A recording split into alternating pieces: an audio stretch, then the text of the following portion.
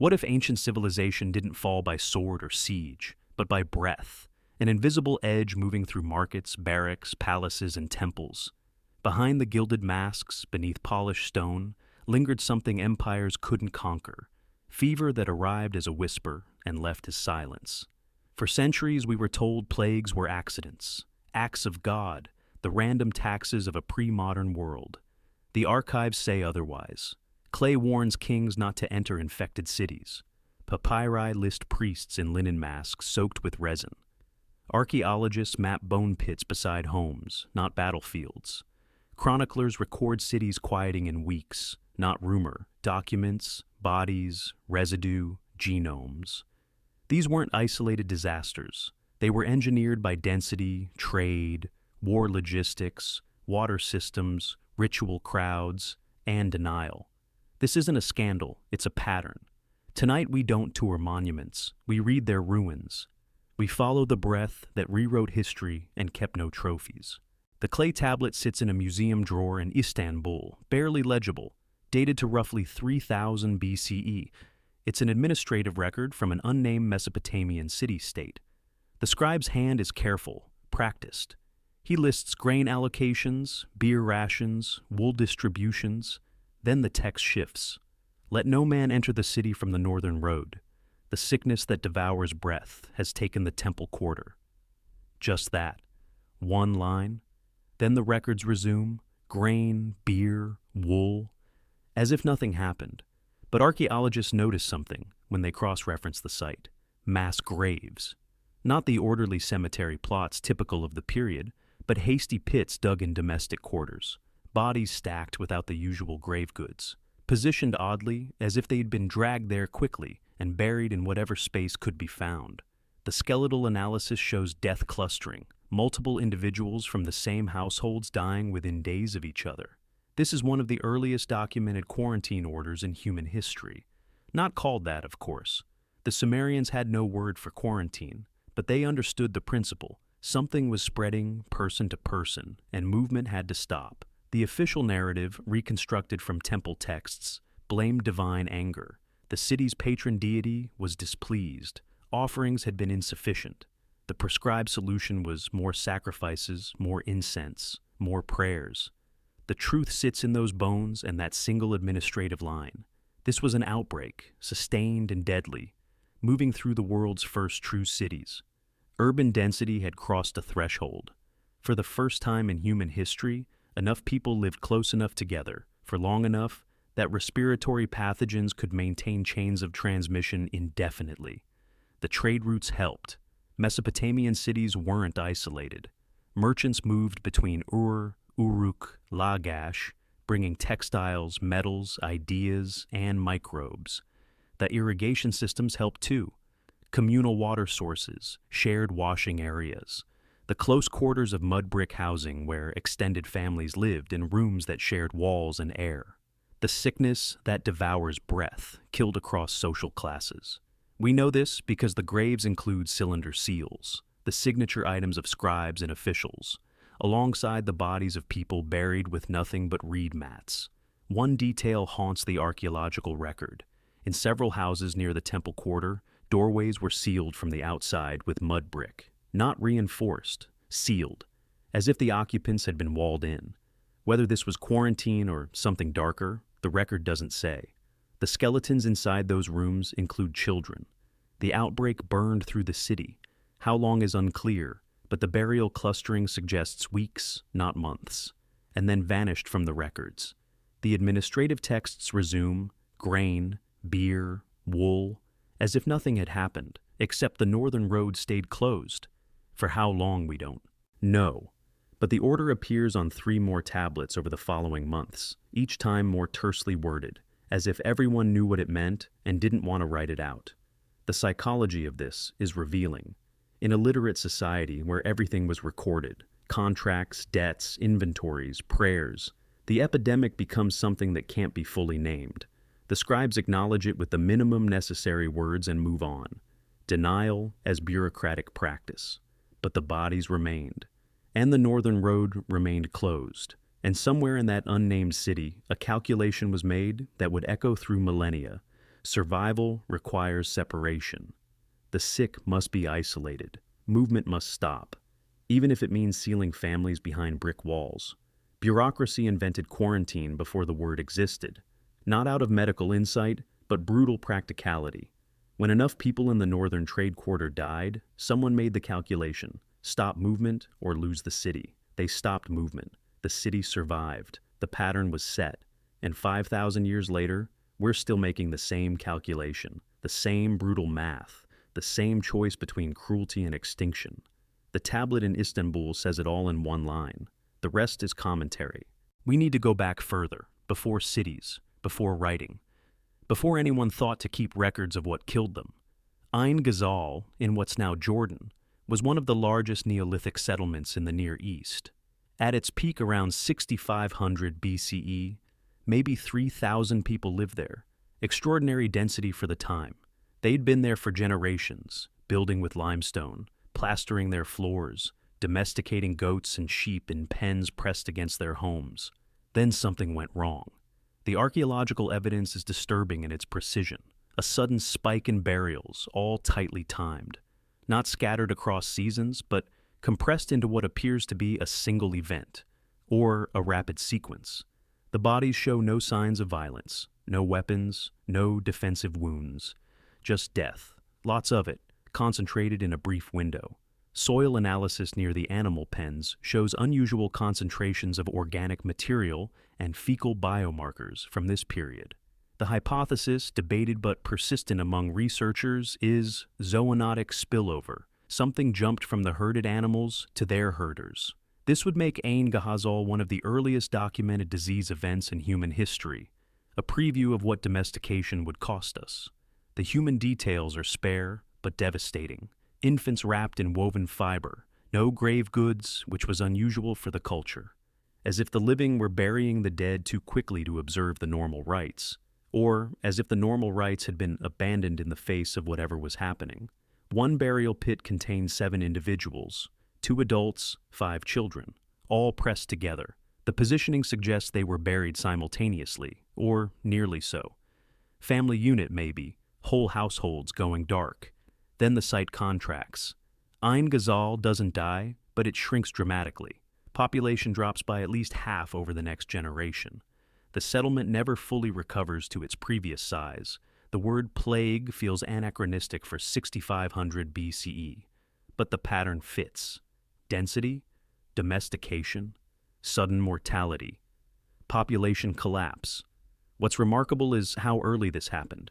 The agricultural revolution, that transformation from hunting-gathering to farming, was supposed to be humanity's great triumph. More food, stable settlements, population growth, the foundation of civilization. But it came with a price we're still paying. When humans domesticated animals, we created disease factories, goats and sheep living in close quarters with people, their waste mixing with ours, their respiratory droplets in our air, their blood parasites finding new hosts. Most zoonotic diseases need sustained contact to make the jump. A hunter occasionally killing a wild animal won't do it. But living with livestock, sleeping in the same structures, children playing near the pens, that's opportunity. That's evolution in fast forward. Ain Ghazal's residents had no framework for understanding this. They didn't know about pathogens or species barriers, or zoonotic spillover. They knew their animals got sick sometimes, and sometimes people got sick. But the connection, that causative link, was invisible to them. So they kept doing what had been working, kept the pens close, kept the flocks dense, kept living in multi-generational households pressed together in limestone structures. And then, sometime around 6500 BCE, the price came due. We don't know what the pathogen was. The preservation conditions aren't good enough for ancient DNA analysis. Could have been brucellosis from the goats, could have been Q fever, could have been something that no longer circulates in humans because we eventually developed immunity or the pathogen went extinct. But whatever it was, it killed fast and it killed thoroughly. The burial clustering shows that. The population crash shows that. The abandonment of normal funerary practices shows that. And here's the thing. They couldn't leave. Or most of them couldn't. Ain Ghazal was their world. Their ancestors were buried there. Their fields were there. Their animals were there. Nomads could move when disease struck, but farmers were stuck, domesticated to their land as much as their animals were domesticated to them. So they died, and buried their dead, and tried to continue, and eventually the outbreak burned itself out, ran out of susceptible hosts, or seasonal changes altered transmission dynamics. But the settlement never recovered its former size. The demographic wound never fully healed. Domestication domesticated disease. We penned the animals, the pathogens penned us. And this was before cities, before trade routes, before any of the infrastructure that would later accelerate transmission. Just humans and their livestock, living closer than evolution had prepared them for. Ain Ghazal is a warning in plaster and bone, a preview of what would happen when we scaled up, when thousands became tens of thousands, when villages became cities, when empires built roads. The pattern was set 8,000 years ago in a Neolithic village in Jordan.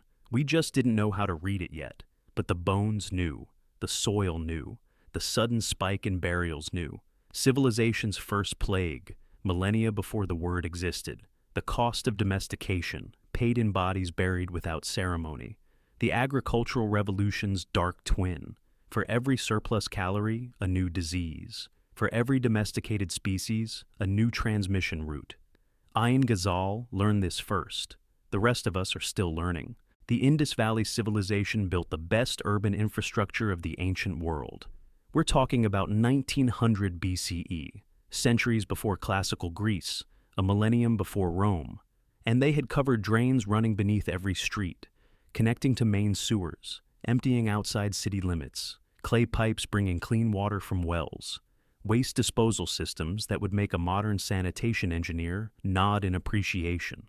Mohenjo-Daro, one of the major Harappan cities, had standardized brick sizes, perfectly aligned streets, multi-story buildings with internal plumbing. This wasn't primitive urban planning. This was sophisticated, mathematically precise, maintained across generations. Then they all died anyway, not immediately, not dramatically. But between 1900 and 1700 BCE, the major Harappan cities, Mohenjo-Daro, Harappa, Dholavira, depopulated. Trade networks collapsed. The writing system was forgotten. By 1300 BCE, the whole civilization had effectively vanished.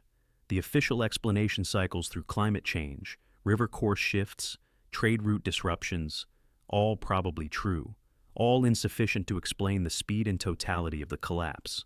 Then researchers started analyzing skeletal remains and soil samples from the final occupation layers. They found fecal biomarkers, indicators of human waste, in contexts that suggested the famous drainage systems had failed, or been overwhelmed, or both. Lesion patterns on bones from late-period burials suggest chronic gastrointestinal disease, waterborne pathogens, typhoid, cholera, dysentery, the suite of killers that arrive when sewage and drinking water start mingling. The irony is caustic. The Harappans built the best urban water systems in the ancient world, and those systems betrayed them. How it happened is contested. Maybe population pressure exceeded infrastructure capacity. Maybe monsoon disruptions damaged the drainage networks faster than they could be repaired. Maybe the groundwater table shifted. Maybe all of the above, compounding. But the human archaeology tells a story of prolonged crisis. Late Harappan burials are clustered, hasty, with fewer grave goods. Shell bangles, a signature Harappan ornament, are found on bodies buried quickly in domestic spaces rather than proper cemeteries, as if there wasn't time for traditional practices, or as if the traditional practices had been abandoned. One excavation at Mohenjo-Daro revealed a street where several drainage access points had been blocked, deliberately filled with rubble. The archaeologist's best guess is that residents were trying to stop backflow, to prevent whatever was in the sewers from coming up into their homes. It didn't work. Mohenjo-Daro's final occupation layer shows evidence of squatting in formerly public buildings. The urban grid, that mathematical perfection of right angles and standardized bricks, had degraded. People were living in the ruins of their own infrastructure. The great baths, those architectural marvels, were abandoned. The water that had been central to Harappan ritual and daily life became the vector of their undoing. Think about what this means. The Harappans had centuries of successful urban living. They knew how to maintain their systems. They had institutional memory, skilled workers, administrative capacity. They weren't primitive, they were sophisticated, and it still failed, because infrastructure maintenance requires resources, labor, social cohesion. When climate stress reduces agricultural surplus, resources shrink. When trade networks weaken, essential materials become scarce. When disease starts killing workers, maintenance falls behind. Then it compounds. Failing drains contaminate water sources. Contaminated water spreads disease. Disease kills more workers. Fewer workers mean worse maintenance. Worse maintenance means more contamination. Downward spiral, positive feedback loop. Collapse dynamics. And the Harappans, sophisticated as they were, couldn't stop it. There's evidence they tried. Those blocked drainage access points show problem solving. Shell bangles on hasty burials show people trying to maintain traditions even as everything fell apart. The continued occupation of Mohenjo-Daro, even as it degraded, shows persistence. But trying isn't enough when the systems themselves are failing. When your brilliant infrastructure becomes a liability. When your dense urban living, the foundation of your civilization, becomes unsustainable. Fail the drains, fail the city. The Harappans prove the rule. You can engineer perfection, but you can't engineer away biology. You can't plan your way out of epidemiology. Pathogens don't care about your civic planning. The Indus Valley cities didn't burn. They didn't fall to invaders. They drained away through their own plumbing over decades. The archaeological record shows it in painful detail. The declining quality of pottery, the abandoned neighborhoods, the squatting in public buildings, the hasty burials with fewer goods, the sealed drainage access points, the desperate attempts to maintain what couldn't be maintained. And eventually, people left, dispersed to smaller settlements, abandoned the great cities, let the infrastructure decay completely. By 1300 BCE, Mohenjo-Daro was empty. Wind-scoured streets, silent drains, monuments to ambition undone by biology. The irony persists. The same drainage systems that made large-scale urban living possible, that removed waste, that brought clean water, that created the conditions for thousands to live together. Those same systems became transmission highways when they failed, fitting in the worst possible way. The Harappans built the best plumbing in the ancient world, and still learned what happens when your infrastructure becomes your vulnerability. The drains that saved them killed them. The water that sustained them poisoned them. The density that made civilization possible made disease inevitable. Mohenjo-Daro stands empty in the desert. The drains are still there. Perfect engineering, perfectly useless. A monument to the principle that sophistication isn't salvation, that you can do everything right and still fail. That infrastructure is only as good as your ability to maintain it forever. And forever is a long time when the climate is changing, the trade is failing, and the pathogens are thriving in your perfect plumbing.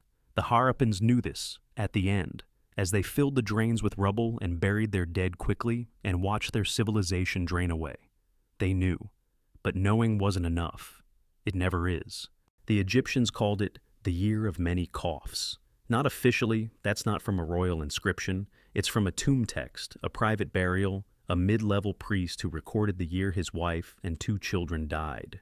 He describes a sickness that started with coughing and ended in most cases with suffocation. This was late in the 6th dynasty, around 2300 BCE. The Old Kingdom was already showing cracks. The Pyramid Age was ending. Power was decentralizing. The Nile floods had been irregular for years. The agricultural surplus that funded the state was shrinking. Then people started dying from a respiratory illness. The evidence is scattered but persistent. Multiple tomb inscriptions from this period mention coughing illness or breathtaking sickness. Priestly texts prescribe increased use of kai-fi, a specific incense mixture thought to purify air and protect against foul vapors.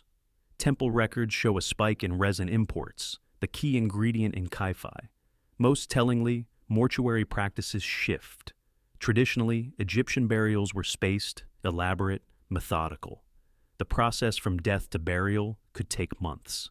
Mummification, coffin preparation, tomb decoration, funerary rituals, all carefully staged, all expensive, all time-consuming.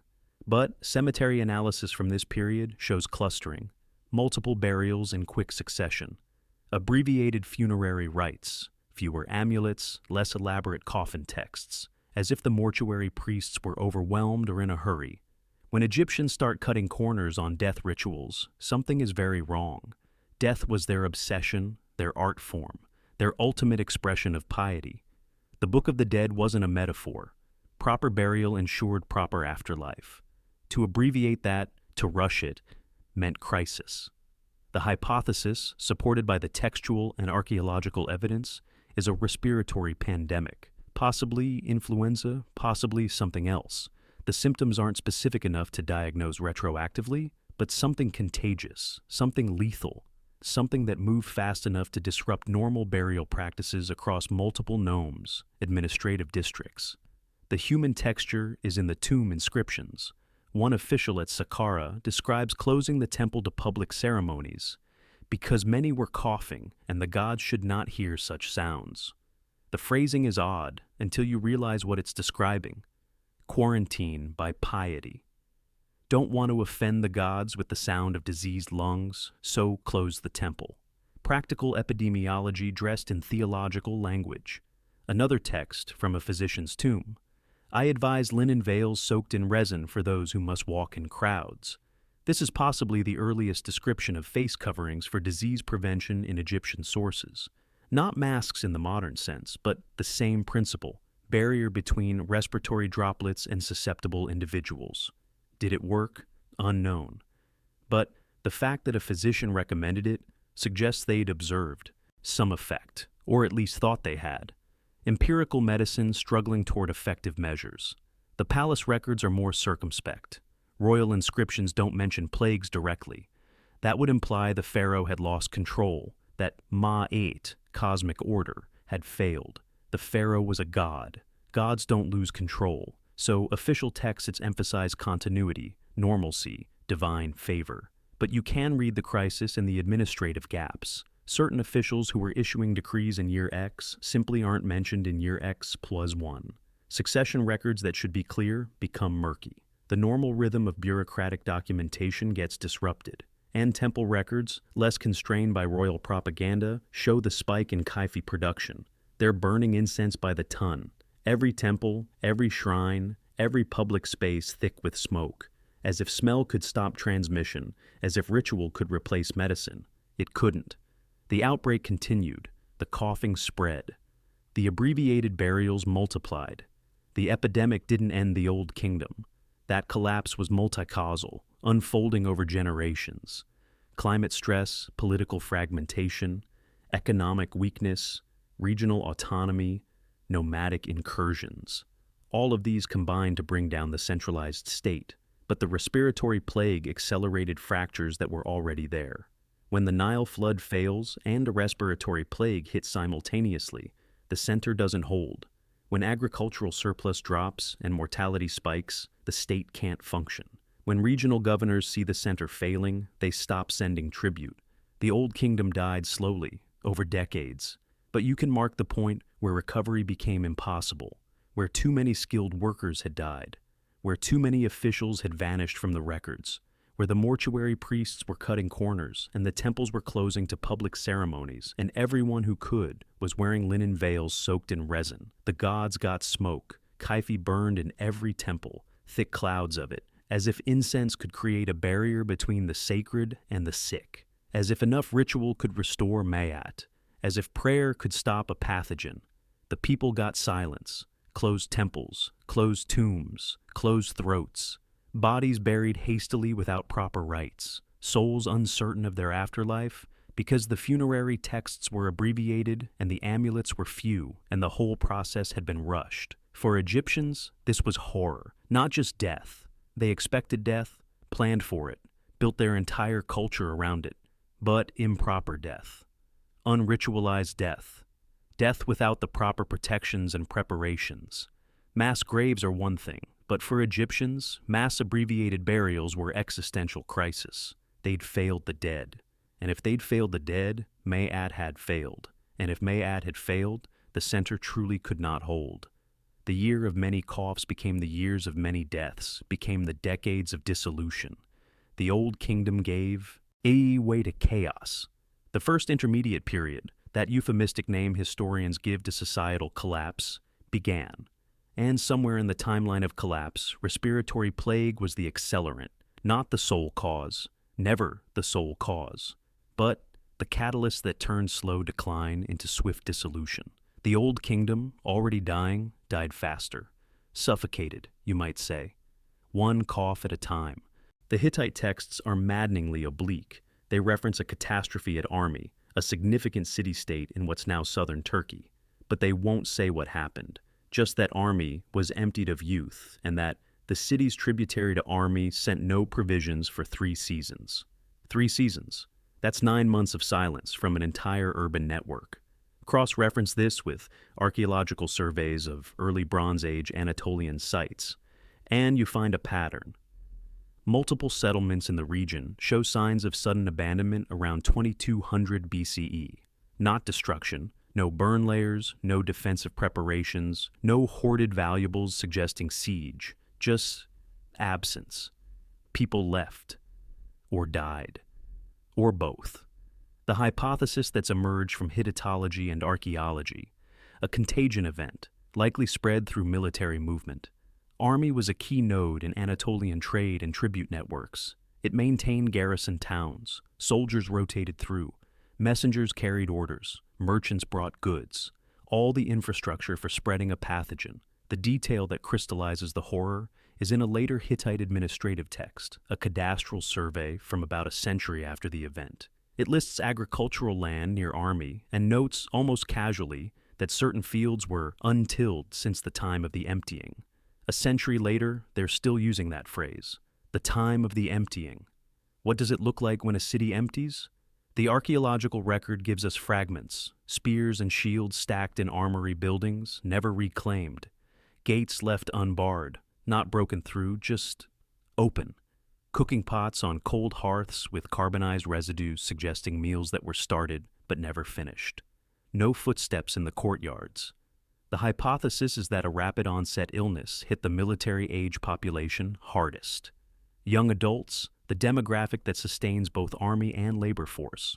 Whether this was through direct biological susceptibility or through exposure patterns, soldiers in barracks, workers in communal settings, is unclear. But emptied of youth is a specific phrasing, not the city died, not famine came, emptied of youth.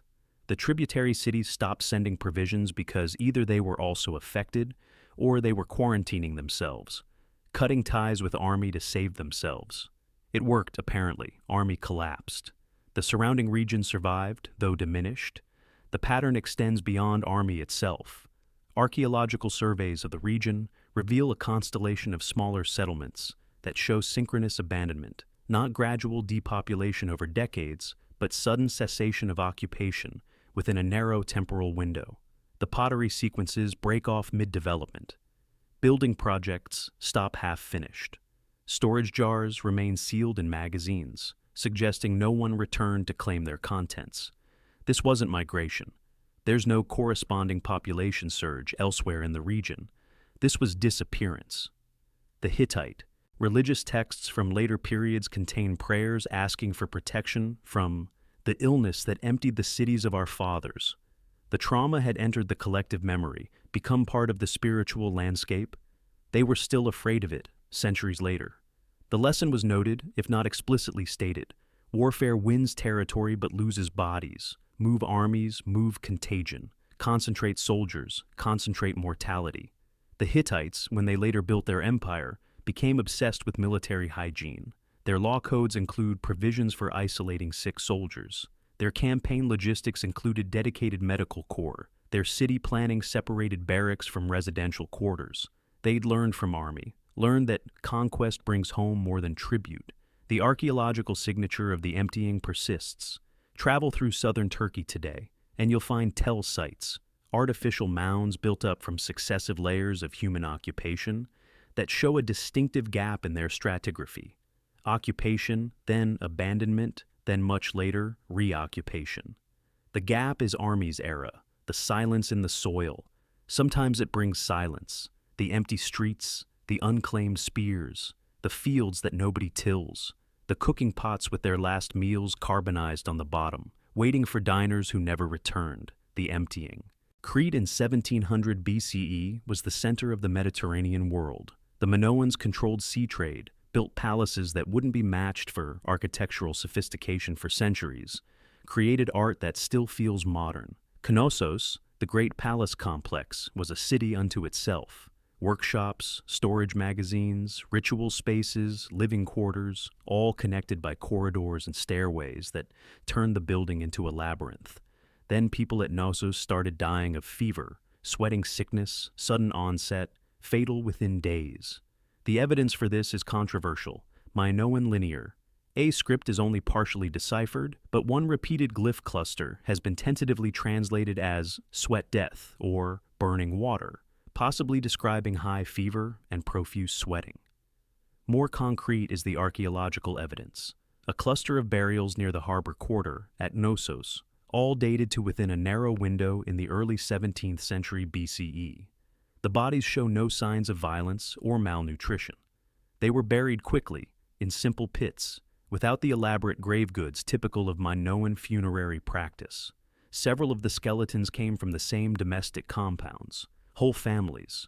The hypothesis debated among archaeologists is a vector-borne fever, possibly malaria, possibly something else, that entered through the port. Crete was a trade hub. Ships came from Egypt, the Levant, Anatolia, mainland Greece. They brought pottery, textiles, metals, grain, and sometimes they brought mosquitoes, or rats, or sick sailors. The palace at Knossos had elaborate plumbing, clay pipes, drainage systems, even flush toilets. But it also had standing water. The palace complex included lustral basins, ritual bathing areas that were kept permanently filled, decorative pools, storage pithoi that collected rainwater, perfect breeding grounds for mosquitoes. The human details come from linear A tablets that survived in the palace archives. One records a sudden shortage of textile workers. Another notes that a religious ceremony was not performed without explanation, highly unusual in a culture that was obsessive about ritual observance. A wall fresco from this period, found in fragments and reconstructed, shows figures in white tunics, the typical Minoan garment, with visible sweat stains rendered in darker paint. The detail is so specific it's almost diagnostic. Salt-stiff tunics, bodies that couldn't stop sweating, oil lamps left burning because the sick couldn't sleep, couldn't cool down, couldn't find relief. The architectural evidence tells its own story. The palace drainage system, normally kept scrupulously clean, Minoan engineering was famous for its sophistication, shows signs of neglect during this period. Sediment accumulation, blockages left uncleared, as if the maintenance crews had stopped working or stopped existing. The pottery workshops in the palace basement tell a similar tale, half-finished vessels on wheels, kilns loaded but never fired. The production sequence interrupted mid-process, frozen in archaeological time.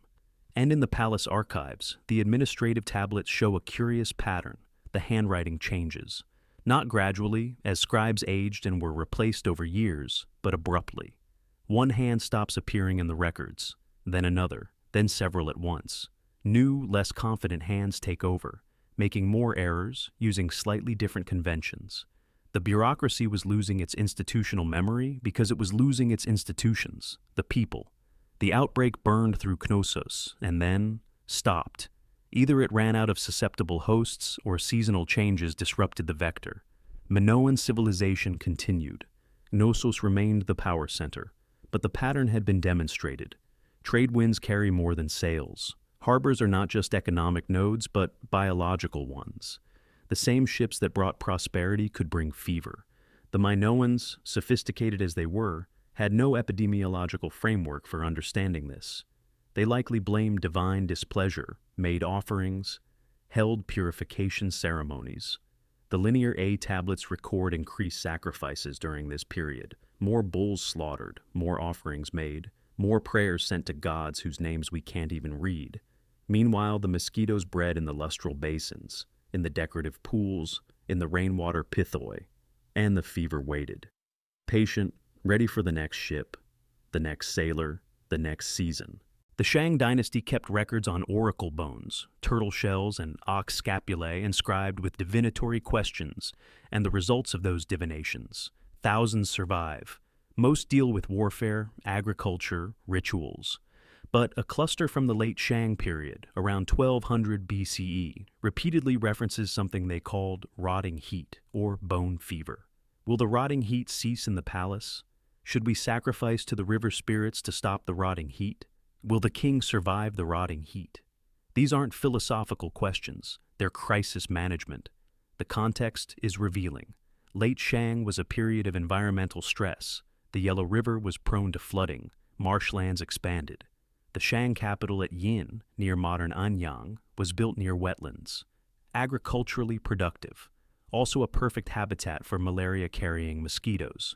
Modern analysis of Shang period skeletal remains from the Yin region shows bone markers consistent with chronic malarial infection, porotic hyperostosis, a thickening of skull bones that results from chronic anemia, a common symptom of repeated malaria bouts. Children's bones show the markers most clearly. They were dying young or surviving with severe developmental impacts. The oracle bone inscriptions describe symptoms: cyclical fever, sweating, weakness, swelling. The rotting heat comes and goes in waves. Classic tertian malaria, fever every third day, or quartan every fourth day. One bone, dated to the final years of the Shang dynasty, asks, will the crown prince survive the rotting heat in the southern chamber? He did not. A later bone records his death and the succession crisis that followed. The detail that makes this personal. Multiple oracle bones reference specific palace chambers, specific dates, specific individuals within the royal compound. This wasn't a distant abstract crisis. The fever was in the palace, in the royal family, taking down the people who controlled the empire. You can track the progression through the oracle bone archive. Early inscriptions ask general questions about the rotting heat in the city or the people. Then they get more specific. The Western Palace, the royal compound, the king's chambers. The crisis was closing in on the center of power. Archaeological evidence from elite Shang burials supports this. Several royal tombs from the late Shang period contain bodies interred with lacquered fans. Not ceremonial objects, but practical ones, showing wear, as if the deceased had been using them constantly before death, trying to cool down, trying to ease the fever. Some tombs contain jade amulets carved with protective inscriptions. Others have medicinal herbs preserved in bronze vessels, pharmacological attempts to fight the rotting heat. Nothing worked. The fever kept coming back, cyclical, inevitable as the seasons. The Shang didn't fall to the bone fever. They were eventually conquered by the Zhou, but the epidemic weakened the dynasty at a critical moment. Oracle bones from the final years show increasing desperation. More sacrifices requested, more divinations about illness, more questions about survival. The questions become almost pleading. If we sacrifice 10 oxen, will the rotting heat leave the palace? If we perform the rain ceremony, will the fever cease? Will the ancestors protect the king from the rotting heat? The answers, when recorded, are increasingly pessimistic. The throne sweats first. Leadership concentrated in palace compounds, where multiple generations lived in close quarters. Exactly the kind of setting where mosquitoes could maintain transmission indefinitely. The same architectural features that demonstrated power. The grand enclosed compounds, the water features, the elaborate courtyards, created perfect mosquito habitat. The oracle bones are careful records, but they couldn't answer the real question. Why does the heat keep coming back? Why do the sacrifices fail? Because you can't sacrifice your way out of epidemiology. And the marshes that fed your rice paddies also fed the mosquitoes. The water features that made your palace beautiful made your palace sick. The wet season that brought agricultural abundance brought fevers. The rotting heat was not a curse. It was a tax. The price of empire built on wetlands. The cost of power concentrated in river valleys where Anopheles mosquitoes thrived. The bones remember, even when we forgot. Even now, excavated from ancient pits, they testify. The fever was here, the king was sick, the prince died, the empire sweat. The Neo-Assyrian annals are military documents first and foremost. They record conquests, tribute, enemy casualties. When King Tiglath-Pileser I inscribed his royal achievements, he listed cities taken, kings defeated, territory annexed. But buried in one text from around 1075 BCE is an odd passage. In the month of Ab, the devouring sickness came upon the army. The soldiers fell like reeds before the storm. I withdrew from the mountain country. This is extraordinary. Assyrian kings don't admit retreat. They don't acknowledge weakness. The propaganda machine was relentless. Every campaign was a triumph, every battle a gift from the gods. But Tiglath-Pileser wrote that his soldiers fell like reeds, that he withdrew. Something had gone catastrophically wrong. Cross-reference with administrative texts from the same period. There's a dramatic spike in documents dealing with orphan provisions, state support for children whose fathers had died. These weren't battlefield casualties. Those were normal, expected, budgeted for. This was something else. The bureaucracy was scrambling to handle a surge in deaths that exceeded military projections. The hypothesis is an epidemic that hit the army during campaign season. Soldiers quartered in close conditions, moving through unfamiliar territory, drinking from unfamiliar water sources, exposed to local pathogens their immune systems hadn't encountered. The devouring sickness likely wasn't one disease, but a cluster: dysentery, typhoid, maybe typhus. The kind of killers that thrive in military camps where thousands of men share water sources, latrine facilities, living quarters, where personal hygiene becomes impossible and contamination inevitable. The archaeological record offers supporting evidence. Burial sites near Assyrian garrison towns show unusual mortality patterns in the late 11th century BCE. Young adult males, mostly the military demographic, buried rapidly without full military honors. No elaborate tombs, no victory inscriptions, just pits and bodies. One detail stands out. Several burial pits contain leather cuirasses, the standard Assyrian military armor, laid beside bodies rather than on them, as if the armor had been removed and set aside, as if there were no new owners to claim it. Equipment without soldiers. The army's skeleton, stripped of flesh. Military supply records from this period show another anomaly. Requisitions for medical supplies, bandages, medicinal herbs, wine for purification, that spike dramatically during the month of Ab and the following months. Then they drop off sharply, not because the crisis ended, but because there weren't enough scribes left to maintain the records properly. The documentation itself becomes sick, fragmentary, inconsistent. Tiglath-Pileser's withdrawal from the mountain campaign cascaded. Without military pressure, tributary states withheld payments. Border regions rebelled. The empire contracted for a generation. Cities that had paid tribute for decades suddenly declared independence. Trade routes that had been secure became contested. The whole imperial infrastructure, built on the assumption of military dominance, started to crumble, all because soldiers fell like reeds. The lesson? Imperial reach creates biological recoil. The same logistics that move armies, roads, supply lines, communication networks, also move pathogens. Conquest brings soldiers into contact with unfamiliar disease ecologies. Then it brings them home, or tries to. Sometimes the soldiers don't make it home. Sometimes they fall like reeds before the storm, and the armor gets stacked beside bodies that will never wear it again. The Assyrians would eventually adapt. Later, Assyrian military logistics included careful attention to camp hygiene, water sources, medical support. Military manuals from later periods specify minimum distances between camps and water supplies. They require separate areas for latrines. They detail procedures for dealing with sick soldiers. They learned. But first, they learned what it meant when the devouring sickness came to the army. They learned that empire has a microbial cost. That conquest encounters pathogens as well as enemy soldiers. That mountain campaigns bring you into contact with mountain diseases. They learned that sometimes you withdraw, not because the enemy is strong, but because your soldiers are falling like reeds. And the annals, for once, told the truth. Not the triumphant propaganda truth, but the real truth. We went, We got sick. We came home. Or most of us did. The reeds fell, the storm passed, the empire contracted. And somewhere in the administrative archives, a scribe noted the orphan provisions and wondered if there would be enough grain. This one is in the Bible, 1 Samuel chapters 5 and 6. The Philistines capture the Ark of the Covenant from the Israelites and bring it to Ashdod, one of their major cities. Then, the hand of the Lord was heavy upon the people of Ashdod, and he terrified and afflicted them with tumors. The ark is moved to Gath, same thing, then to Ekron, same thing.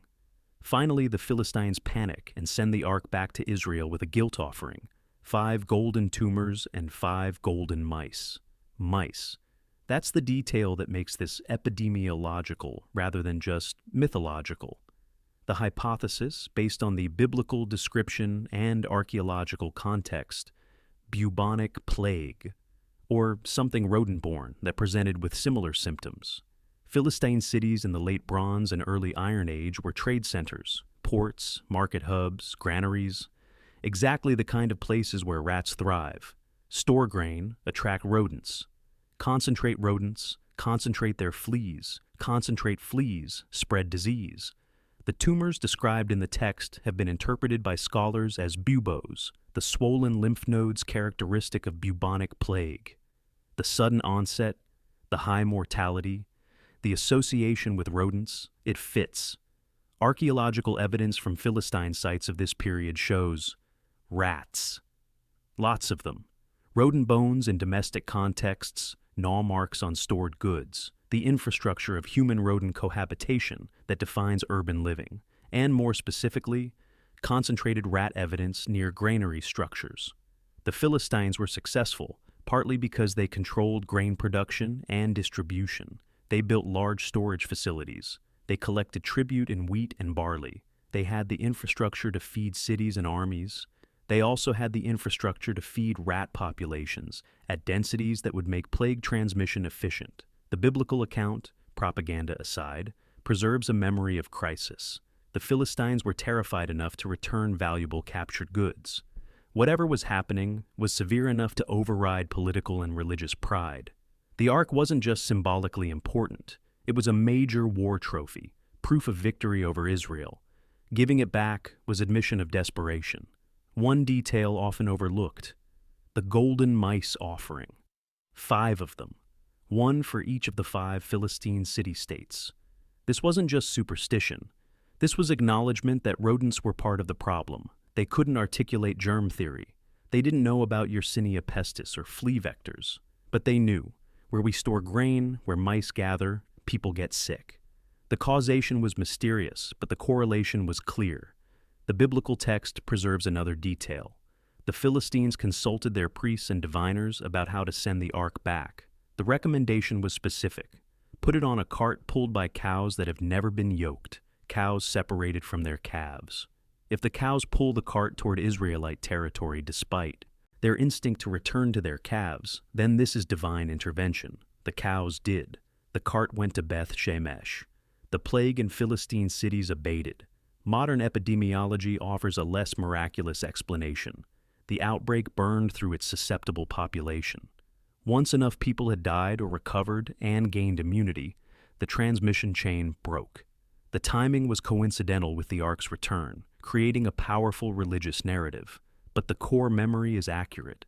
There was an outbreak. It was associated with rodents. It hit multiple Philistine cities in sequence, and it was severe enough to cause political crisis. The ark narrative is theological, but underneath it is a public health crisis. Cities in crisis. People dying with swollen glands. Rodents everywhere, priests consulting about contagion without understanding contagion. Where grain is stored, fleas hold court. The Philistines learned this. They paid tribute in gold, shaped like tumors and mice, and begged the problem to leave. It eventually did. Either the outbreak burned through the susceptible population, or seasonal changes disrupted the transmission cycle, or the Philistines implemented some practical measures that the biblical text doesn't mention. Maybe they cleared the granaries, maybe they killed rats systematically, maybe they just got lucky, but the memory persisted. The year the cities got sick, the year they had to give back the ark, the year divine favor clearly rested elsewhere. the year they made golden mice and prayed for the fleas to leave. 5 golden mice, carefully crafted, expensive offerings acknowledging the role of rodents in human suffering. Even when you don't understand epidemiology, you can observe patterns. The Philistines observed, they recorded, they responded, and the golden mice remain, in the text, testimony to empirical observation, even in a theological frame. Thucydides watched Athens die. He was there, in the city, during the second year of the Peloponnesian War. The Spartan army was outside the walls, burning the countryside. Inside the walls, something worse was burning through the population. Thucydides describes it with clinical precision. People in good health were all of a sudden attacked by violent heats in the head, and redness and inflammation in the eyes, the inward parts, such as the throat or tongue, becoming bloody and emitting an unnatural and fetid breath. Fever, inflammation, internal bleeding, putrid breath. Then the symptoms would spread: burning sensation on the skin, vomiting, spasms, death, often within a week of onset. He continues, the body externally was not so very hot to the touch, nor yet pale. It was reddish, livid, and breaking out into small pustules and ulcers. But the internal fever was intense. The sufferers could not bear to have on them even the finest linen garment. They insisted on being naked and longed to plunge into cold water. Some did plunge into wells and cisterns, dying there, contaminating the water supply further. The outbreak killed perhaps a third of Athens' population. Pericles, the leading statesman, died. Social order collapsed. Thucydides reports that people stopped honoring funeral rites. There were too many dead, and the living had stopped caring about tradition. Men, not knowing what was to become of them, became utterly careless of everything, whether sacred or profane. Bodies piled in temples because there was nowhere else to put them. Funeral pyres burned continuously. The smoke hung over the city like a shroud. The cause has been debated for 2,500 years. Typhoid is the current leading hypothesis, based on symptom descriptions and archaeological evidence. Excavations at the Kerameikos Cemetery in Athens revealed mass burial pits from 430 to 426 BCE. Hastily dug, bodies stacked. The physical evidence of catastrophe. DNA analysis of teeth from those burials identified Salmonella typhi, typhoid fever. Not certain, but strongly suggestive. The cruel irony: Pericles' defensive strategy caused the outbreak. He ordered the rural population of Attica to abandon their farms and take refuge inside Athens' walls. The long walls connecting Athens to its port at Piraeus created a protected corridor. The strategy was sound militarily. Let the Spartans burn empty countryside, while Athens survived behind its fortifications, supplied by sea. Overnight, the city population doubled. Refugees camped in makeshift shelters, in temples, in any available space. The roads along the long walls became tent cities. Sanitation systems designed for maybe 100,000 people suddenly had to serve 200,000. They couldn't. Waste accumulated. Water sources contaminated. Typhoid thrives in exactly these conditions: fecal contamination of drinking water, crowded living conditions, poor hygiene from resource scarcity. Strategy became incubator. The walls that protected Athens from Sparta trapped Athens with typhoid. Thucydides understood the pattern. The disease is said to have begun south of Egypt and Ethiopia. From there, it descended into Egypt and Libya, and after spreading over the greater part of the Persian Empire, suddenly fell upon Athens. He tracked transmission routes. He noted that doctors died first because they were exposed most.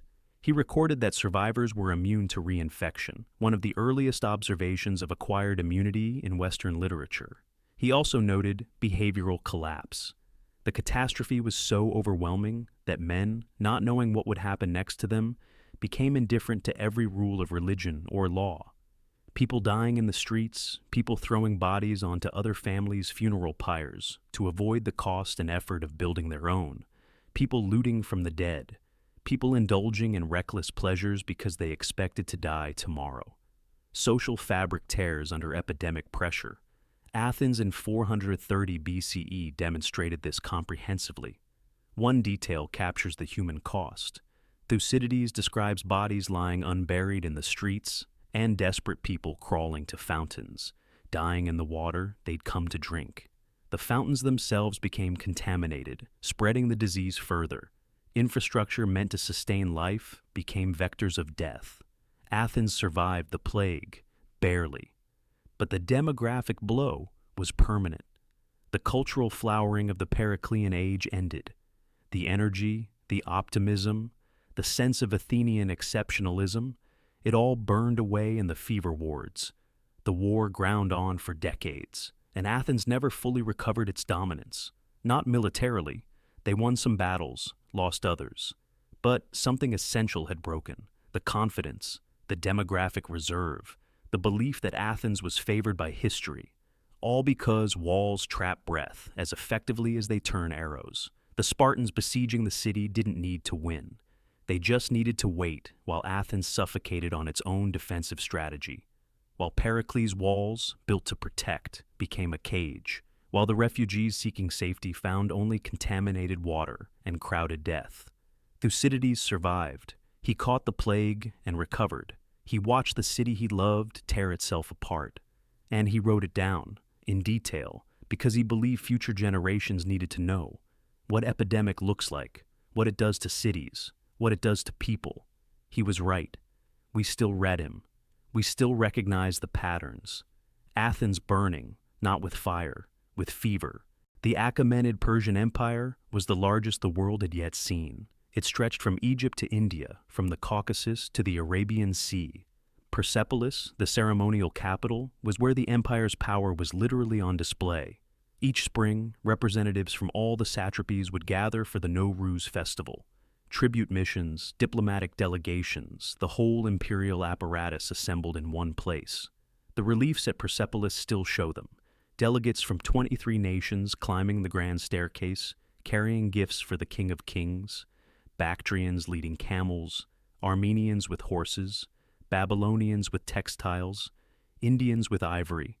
The visual encyclopedia of imperial reach. Then, in the reign of Artaxerxes II, early 4th century BCE, people at one of these festivals started dying. The Greek historians who chronicled Persian affairs mention it obliquely. They were usually more interested in military campaigns and political intrigue. Xenophon, who spent time at the Persian court, refers briefly to fever that struck the court and many nobles dying in the spring gathering. Ctesias, a Greek physician who served at the court, mentions it in fragments preserved by later historians.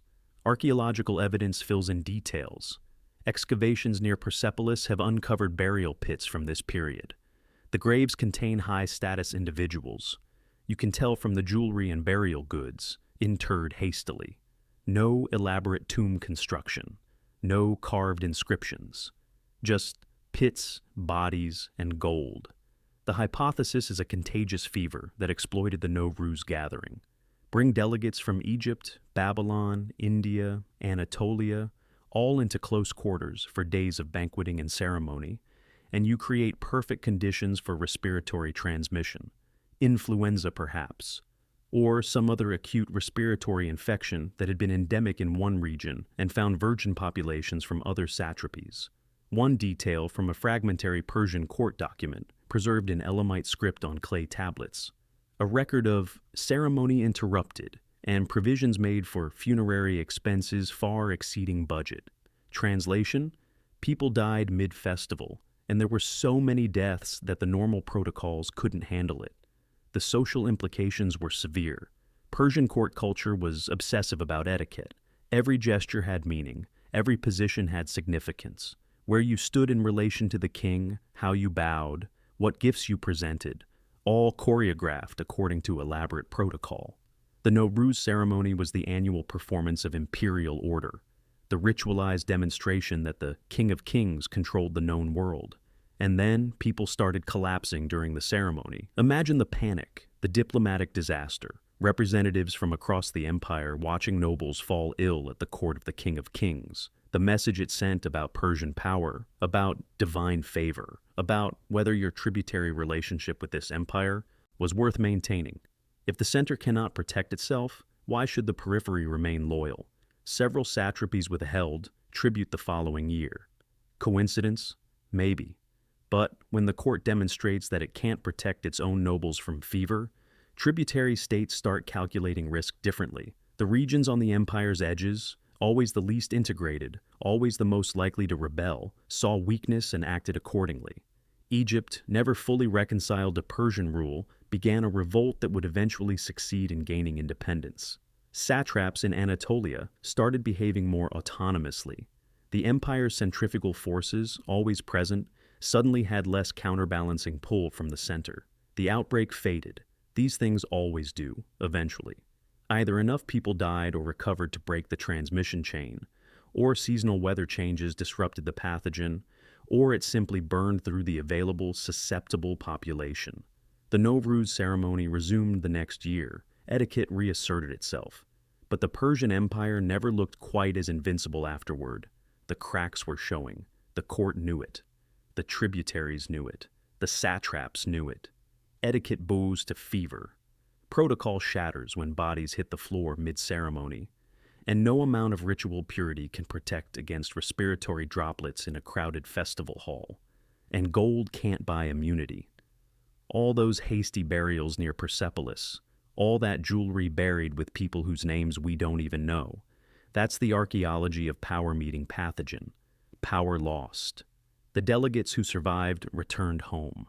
They carried stories about fever at the Persian court, stories about nobles dying during ceremonies, stories about the King of Kings being unable to prevent disease among his own people. Those stories weakened the empire more than any military defeat. They changed the narrative. They suggested mortality at the center. And empires, in the end, are made of narratives as much as armies. Change the story, and you change the empire. The fever changed the story, and the empire, already showing strain, began its long decline. Not caused by the outbreak, empires don't fall from single causes, but weakened by it, made vulnerable, made mortal. The archaeology near Persepolis remembers. The gold burial goods testify. The interrupted ceremony left its mark. The King of Kings commanded from Egypt to India, but he could not command the fever to cease. And everyone noticed. Carthage controlled the western Mediterranean, the greatest merchant republic of antiquity. Their harbor was an engineering marvel, military port and commercial port, interconnected, capable of handling hundreds of ships simultaneously. The circular military harbor could shelter 220 warships under covered sheds, protected from weather and enemy observation. The commercial harbor sprawled along the coast, docks and warehouses handling the wealth of continents. The ships brought wealth, cedar from Lebanon, silver from Spain, grain from Sicily, ivory from Africa, purple dye from Tyre, tin from distant Britain, amber from the Baltic, and they brought hemorrhagic fever. The evidence comes from multiple sources. Roman historians writing later about Carthage's decline mention rot that came from the ships and bleeding sickness in the harbor quarters. These are usually dismissed as propaganda. Romans love to portray Carthage as diseased and corrupt, as morally and physically degraded. But archaeology backs it up. Excavations of the harbor area have uncovered mass dumps from the 3rd century BCE, containing unusual concentrations of human remains mixed with ship debris, not formal burials, disposal. Bioarchaeologists who've analyzed the bones note markers consistent with hemorrhagic disease, periosteal reactions suggesting bleeding episodes, bone changes associated with systemic infection. The hypothesis: a viral hemorrhagic fever, possibly multiple strains, moving along trade routes, ships carrying infected crew or passengers, or infected cargo handlers, or rats, or all of the above. Carthaginian mortality logs, fragmentary, preserved on wax tablets in dry conditions, show spikes in crew deaths during trading season. The records are bureaucratic, terse, concerned mainly with economic loss rather than human suffering, but they preserve the data. Specific routes seem to have been worse than others. The West African routes, where Carthaginian ships pushed down the Atlantic coast, trading for gold and ivory. The Iberian routes, following the coast to mining colonies. Anywhere long distance, where crews were confined together for weeks, sharing water supplies, living in close quarters where disease could amplify. One detail brings it home. A Carthaginian ship manifest, dated to around 240 BCE, lists crew at departure and crew at arrival. 23 names on departure, 9 on arrival. Notation: fever at sea. 14 men dead in a single voyage, more than half the crew. This wasn't unusual. Multiple similar manifests survive. The mortality rate on long-distance trade runs could hit 30 to 50% during outbreak years. The ships kept sailing because the economics still worked. Hire crew at lower wages, men desperate enough to accept the risk.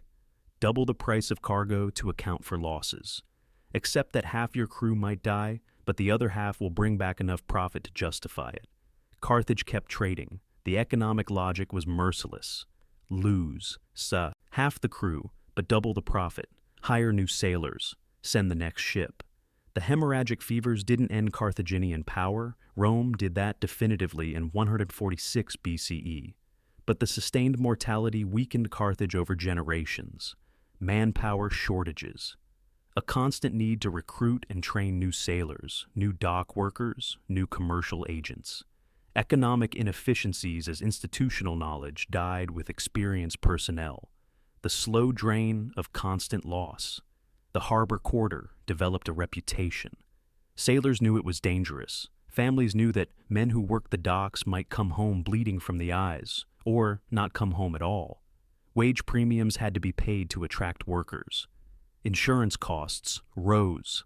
The invisible tax of disease. And still the ships sailed.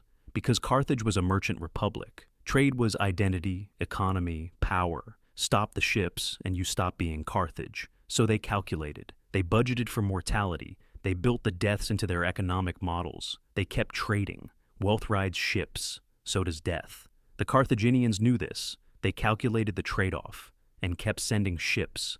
The harbor that made Carthage great also made it sick. The same infrastructure that enabled Mediterranean dominance also enabled pathogen flow. The engineering marvel that allowed 220 warships to dock in protected berths also allowed infected sailors to disembark into the densest urban quarters. There's a harbor dump near the old Carthaginian port complex, excavated in the 1970s, analyzed more recently with modern techniques. It contains the remains of sailors, dock workers, merchants, buried with ship fittings, trade goods, coins from across the Mediterranean, mixed refuse, human and maritime, death and commerce intermingled. They're still there, in the rot, where wealth and death mixed in the water, where Carthage learned that you can control trade routes but not what travels them. You can build the finest harbors in the ancient world, but you can't prevent microscopic passengers.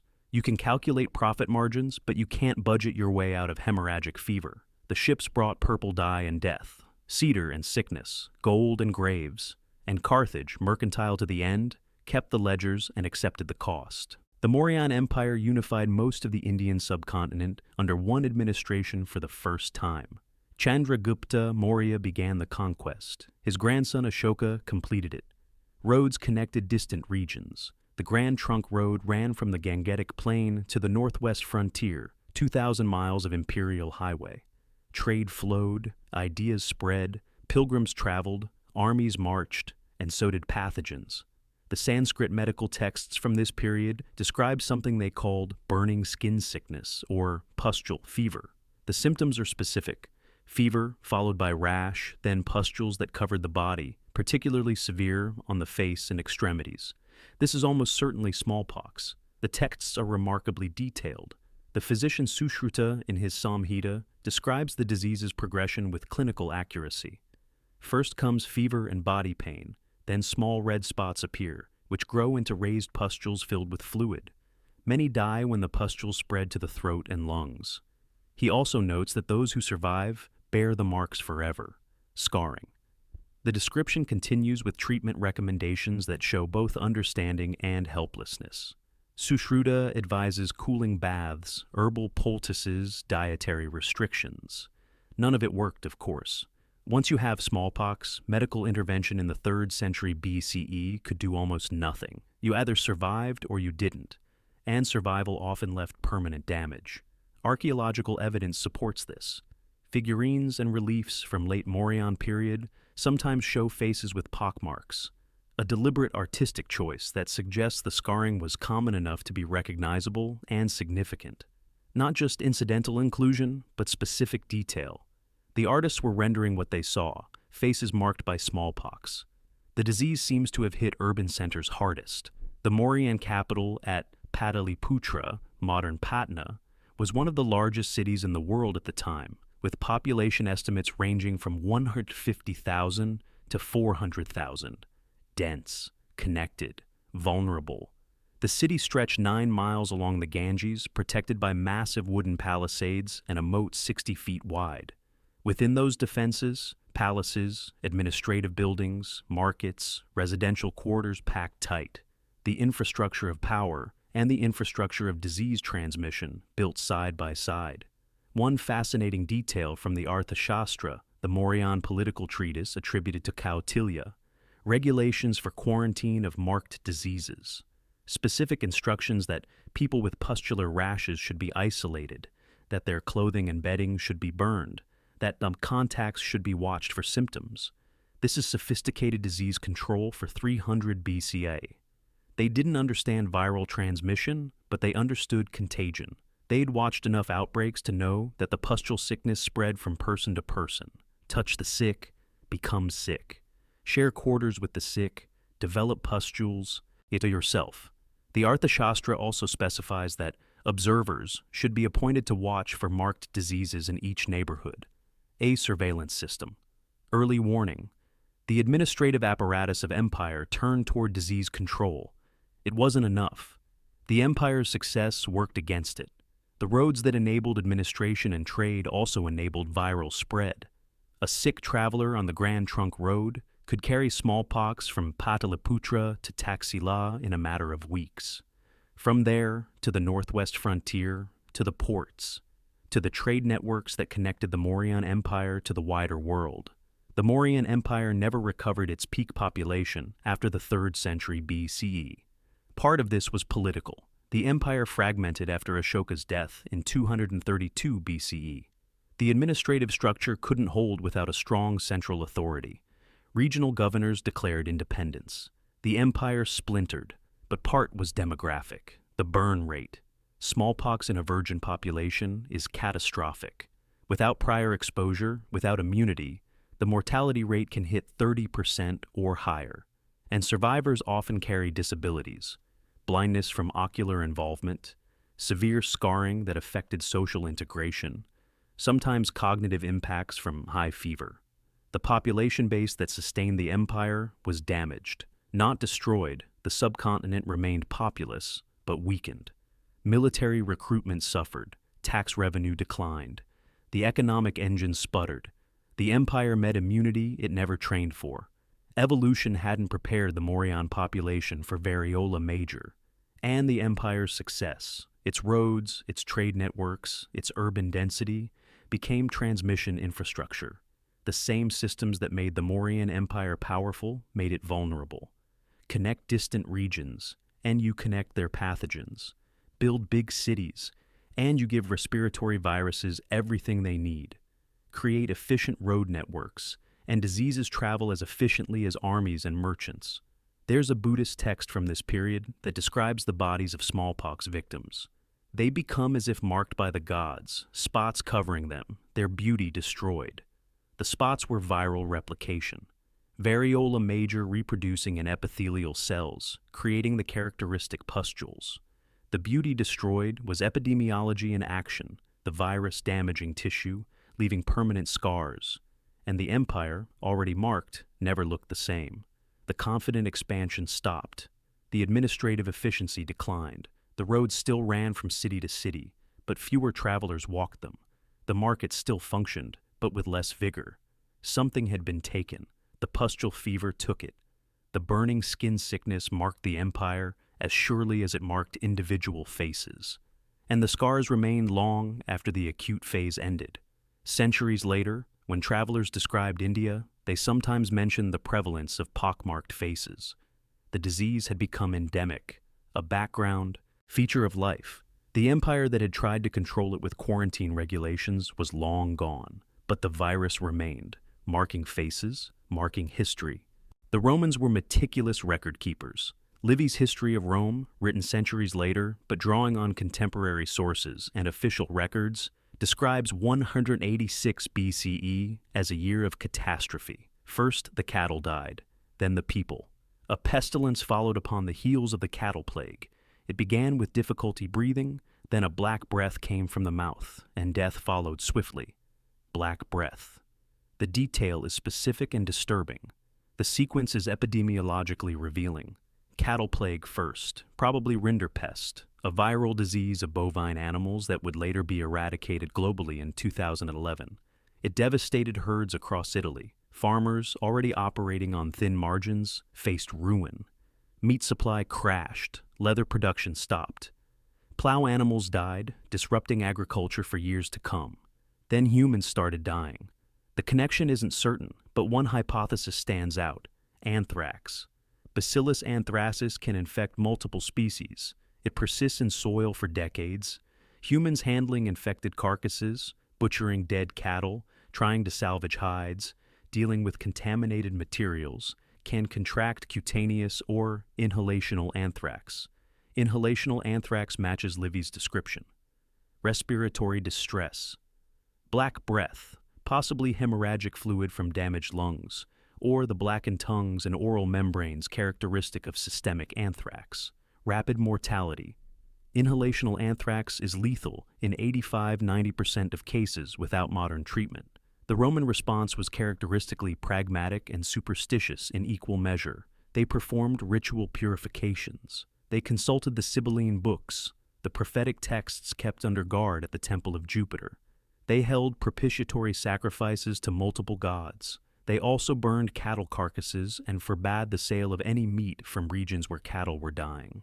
Ancient disease control, stumbling toward effective measures through trial and error and pragmatic observation. But the damage was done. The Roman census of 189 BCE shows a population drop, not catastrophic. Rome was too big, too resilient, drawing population from across Italy and beyond, but significant. Enough to disrupt military recruitment, enough to panic the Senate, enough to appear in the historical record as a crisis year. One detail from the archaeological record: a mass burial pit outside Rome, dated to this period, contains both human and bovine remains. Mixed burials were unusual, suggesting these were crisis disposals. Get rid of the bodies, human and animal, before they rot, before whatever killed them spreads further. No ceremony, no respect, just practicality born of desperation. The mixing is itself significant. Usually animal and human burials were segregated, different spaces for different species. But in crisis, the normal categories collapse. Bodies are bodies, threats are threats. Bury them all and move on. The barn infects the forum. The cattle market, the forum boreum, was adjacent to the commercial heart of Rome, where cattle were sold, butchered, processed. The economic center became the epidemic center, butchers handling sick animals, tanners working infected hides, merchants selling contaminated meat before the prohibition took effect. Zoonotic spillover is humanity's oldest disease story. We domesticated animals for food, labor, companionship 10,000 years ago. The animals domesticated their pathogens to infect us in return. A fair exchange from the pathogen's perspective. Rome in 186 BCE learned what that looks like at scale. The livestock die, then the butchers die, then the customers die handling the meat, then the tanners die working the hides, then the doctors die treating the patients. The cycle only breaks when you burn the carcasses and close the markets. Rome did both. Eventually, after enough people had exhaled their last black breath, the Senate passed emergency measures: no meat sales from affected regions, mandatory burning of suspect carcasses, restrictions on animal movement. The kind of veterinary public health that works even when you don't understand germ theory, because you've observed patterns and responded pragmatically. The census recorded the damage, numbers down across multiple districts, particularly rural areas where cattle had been densest. The historians wrote it down, Livy preserving the memory centuries later, the black breath echoing through Roman literature. And generations later, we can still read Livy's description and recognize the pattern: animal outbreak, human outbreak, panic, ritual, pragmatism, recovery. The same pattern that played out in Bronze Age Anatolia, in Iron Age Israel, In every civilization that concentrated animals and humans in close quarters, the barn finds the forum, the cattle market becomes the death market. The practical economics of urban livestock management meets the biological reality of zoonotic transmission. The Romans survived, they always did. The Republic was resilient, able to absorb shocks that would shatter smaller states. The population recovered through immigration and natural growth. The cattle herds were rebuilt. The meat markets reopened, but 186 BCE remained in memory. The year the cattle died and the breath turned black. The year the Forum Boreum became a place of death.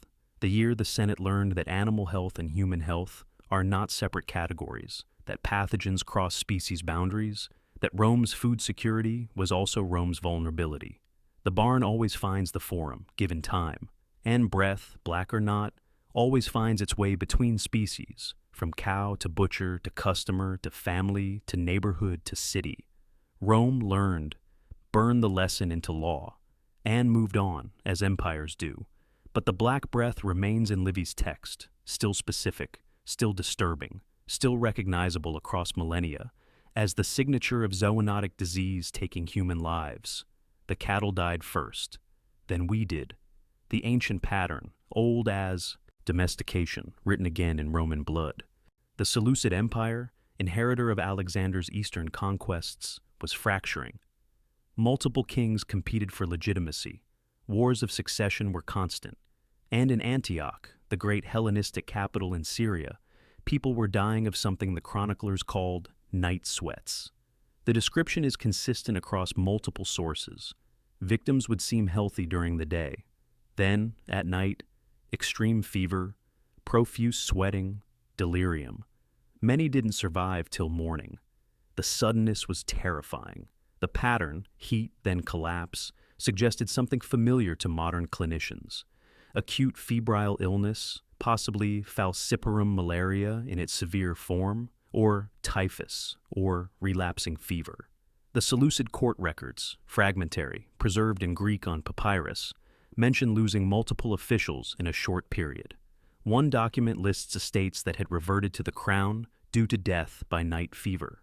This wasn't metaphor. People went to bed and didn't wake up. Antioch's location made it vulnerable. The city was near the Orontes River Valley, fertile, well-watered, perfect for agriculture, and perfect for mosquito breeding. It was also a major trade hub. Caravans from Mesopotamia, ships from Cyprus and Egypt, overland routes to Anatolia, all converging on Antioch. Biological hub, pathogen crossroads. One detail from an Antiochian medical text of the period: recommendations to sleep in upper floors, where the night air is clearer. This might have accidentally been effective. Mosquitoes tend to stay closer to ground level, but mostly people died. The Hellenistic kingdoms were already weakened by constant warfare. Demographic losses from disease made it worse. Manpower shortages. Succession crises when heirs died unexpectedly. Economic disruption. The Syrian night sweats didn't end the Seleucid Empire. Rome did that, gradually absorbing the fragments. But it contributed to the fragmentation. When the court is dying, when officials are dropping from night fever, central authority weakens. Provincial governors calculate whether they still need to send tribute to a capital that might be half dead by next spring. Fever keeps its appointments, no matter who sits on the throne, no matter which general claims to be the rightful king. The night comes, the sweats come, and sometimes morning doesn't. Antioch survived, diminished, the Seleucid Empire didn't, and the pattern held: trade, density, water, fever. The same sequence that felled Bronze Age cities was now felling Hellenistic kingdoms. Repeat the pattern enough times across enough civilizations, and it stops looking like bad luck.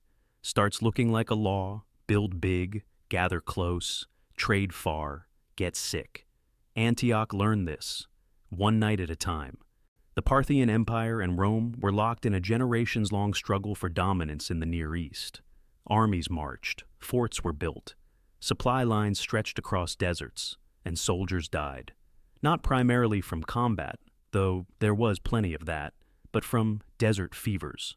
Roman military records and medical texts describe chronic disease problems on the Parthian frontier. Marcus Crassus's disastrous campaign in 53 BCE is remembered for the Battle of Carrhae, where Parthian horse archers destroyed Roman legions.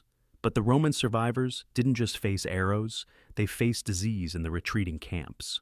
Later, Roman sources describe frontier garrisons plagued by recurring fevers. Symptoms: cyclical onset, shivering, then burning, weakness, jaundice. Classic malaria presentation. The archaeological evidence is in fort abandonment patterns. Multiple Roman frontier posts in Mesopotamia show signs of being deserted suddenly. Equipment left in place, but no bodies, suggesting the garrisons withdrew while they could still march. One site in Syria yielded a burial pit outside a Roman fort, dated to the 1st century BCE. The remains show young adult males, military demographic, with skeletal markers of chronic disease, anemia indicators, growth disruptions, the bones of soldiers who were sick long before they died. The Parthian side had similar problems, though their records are sparser. But the pattern of forts being abandoned, campaigns being curtailed, the constant low-grade attrition, it affected both empires equally. The frontier kills without arrows. This wasn't heroic death in battle. This was miserable, wasting death in garrison forts, burning with fever, sweating through desert nights, watching comrades die of the same thing that would kill you next week. Malaria, probably. Maybe typhus. Maybe multiple diseases compounding. The Roman legions were magnificent fighting machines, disciplined, trained, tactically sophisticated. But they couldn't fight pathogens. Their armor didn't stop mosquitoes. Their formations didn't matter against fever. One Roman military doctor's text from this period describes prescribing cinchona bark for soldiers with recurring fever. He didn't know about quinine or plasmodium parasites, but he'd observed that this particular bark sometimes helped. Empirical medicine stumbling toward effective treatment. Mostly, though, soldiers died, or survived and were invalided out. The frontier became a meat grinder, not because of enemy action, but because of endemic disease. The Roman-Parthian wars stretched for centuries, but neither side ever achieved decisive victory, partly because armies kept dying of fever before they could campaign effectively. War requires healthy soldiers. Frontiers and malarial regions don't produce healthy soldiers. Simple equation. Terrible outcome. The desert kept its tax. Both empires paid. Neither admitted how much. And the bones accumulated in pits outside forts that were subsequently abandoned. The frontier remembers. The later Han dynasty was fracturing. Peasant rebellions were spreading. The Yellow Turban Rebellion, a massive uprising driven by economic hardship and apocalyptic religious fervor, was tearing the empire apart. Then disease made it worse. Chinese historical annals from the late 1st and early 2nd centuries CE reference what they called Chai-mei, or epidemic pestilence, associated with the rebellions. The descriptions are scattered but consistent: fever, weakness, death following famine. The sequence is crucial: famine first. Warfare disrupts agriculture, fields burned, farmers conscripted, supply networks destroyed. Malnutrition weakens populations. Then disease strikes. The starved have no immune resilience. Court records describe the problem in bureaucratic terms. Provinces unable to send tax revenue because many have died of the Chai-mei. Requests for famine relief that mention sickness following hunger. The palace physician's writings are more clinical.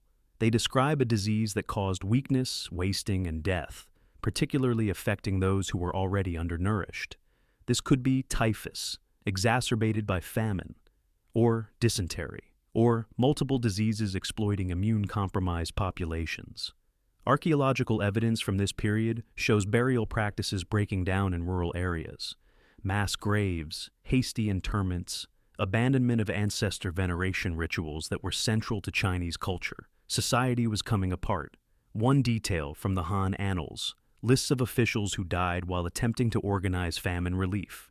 They went to the provinces to distribute grain. They contracted the Chai-mei. They died. The empire was eating itself. Rebellion created famine. Famine created vulnerability. Disease exploited vulnerability. Death fed rebellion. The cycle compounded. The Han dynasty never recovered. It formally ended in 220 CE, but the fracturing that led to the Three Kingdoms period began during the Chime epidemics and the associated rebellions. Insurrection rides hunger, disease holds the reins. The rebels wanted justice, land reform, relief from taxation. They got starvation and plague. The empire wanted order, stability, control. It got demographic collapse. Nobody won. The Chime didn't care about sides.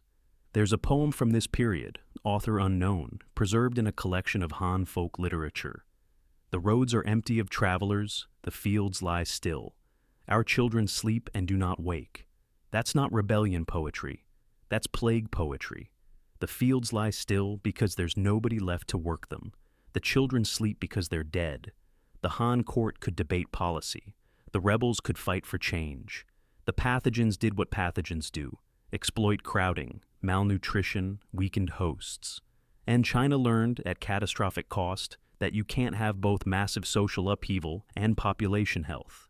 Chaos is an incubator. Famine is an invitation. Disease accepts. The Chime taught this lesson across millions of deaths. The Han dynasty took notes, then collapsed anyway. Petra, the rose-red city carved into sandstone cliffs. The Nabatean kingdom's capital and the nexus of Arabian trade routes. Frankincense from Yemen, spices from India, silk from China, all flowing through Petra's markets. And with the goods came something else. Cemetery analysis from Petra and surrounding Nabatean sites shows unusual patterns in the 1st and 2nd centuries CE. Specifically, clusters of infant burials, tightly spaced temporally, suggesting synchronized mortality events. The hypothesis: infectious diseases moving along caravan routes, hitting settled populations particularly hard in their youngest demographic.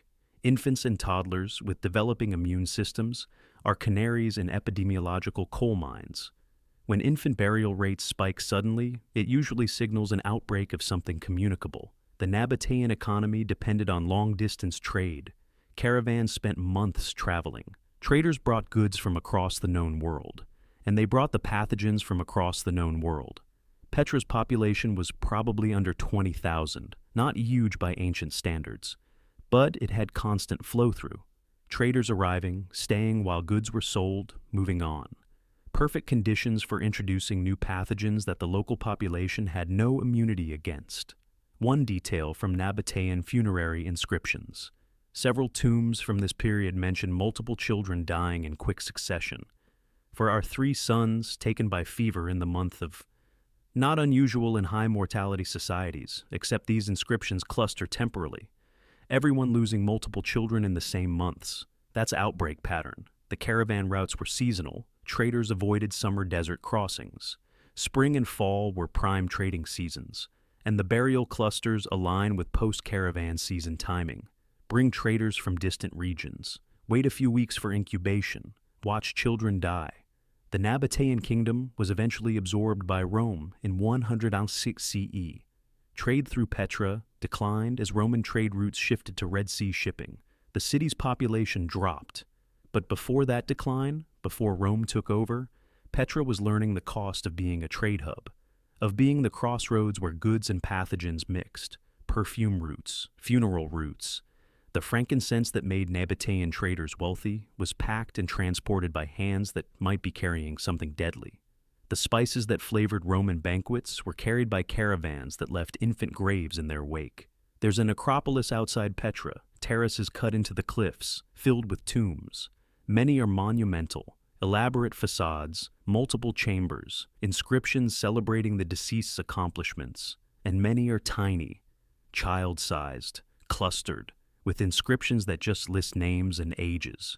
3 years, 2 years, 18 months. The trade made Petra rich. The trade made Petra's children vulnerable. And the tombs, remember what the market records don't mention, that prosperity has a biological price. That connection is also exposure, that the caravan brings more than goods. Roman legions returned from campaign in Mesopotamia in 165 CE. They had been fighting the Parthians, sacking cities, asserting Rome's dominance in the east. They brought home smallpox. The Antonine Plague, named for the ruling dynasty, devastated the Roman Empire for 15 years. Galen, the era's preeminent physician, was in Rome when it hit. He describes the symptoms with clinical precision: a fever, at first moderate, then increasing; inflammation of the throat; rash appearing on the 9th day, covering the entire body with pustules. Many died. Those who survived bore the marks. Smallpox, no question. The demographic impact was catastrophic. Modern estimates suggest the plague killed 7 to 10 million people across the empire, potentially 10% of the total population. Some regions were hit harder. Egypt may have lost a quarter of its population. Archaeological evidence is extensive. Coin hoards, buried and never reclaimed, spike during this period. Why bury your savings? Because you expected to come back and dig them up. Why never reclaim them? Because you died. Hundreds of coin hoards from 165–180 CE scattered across the empire, representing people who thought they'd survive and didn't.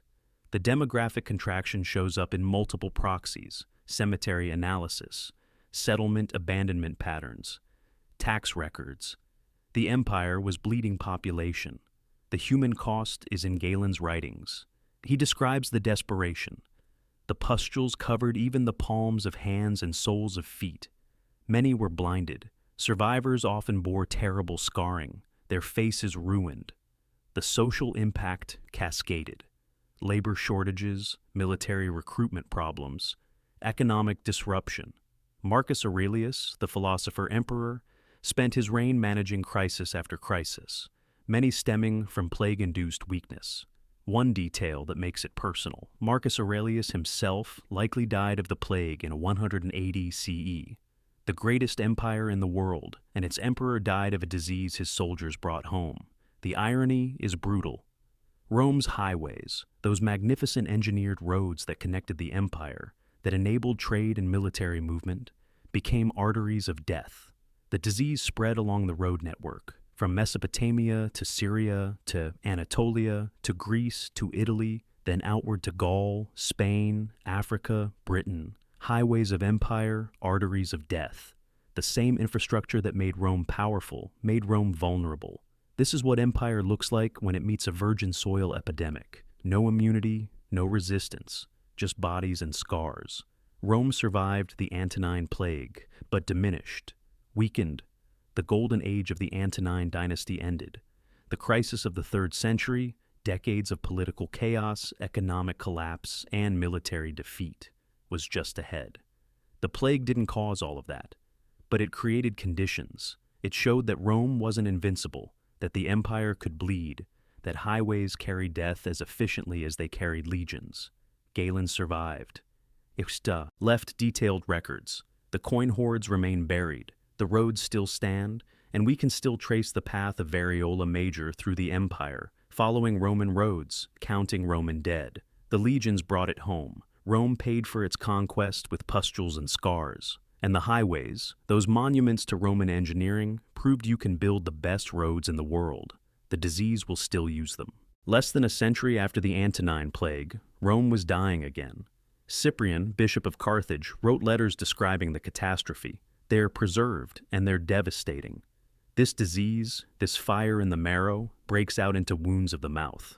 Intestines, shaken with a continual vomiting, discharge the bodily strength.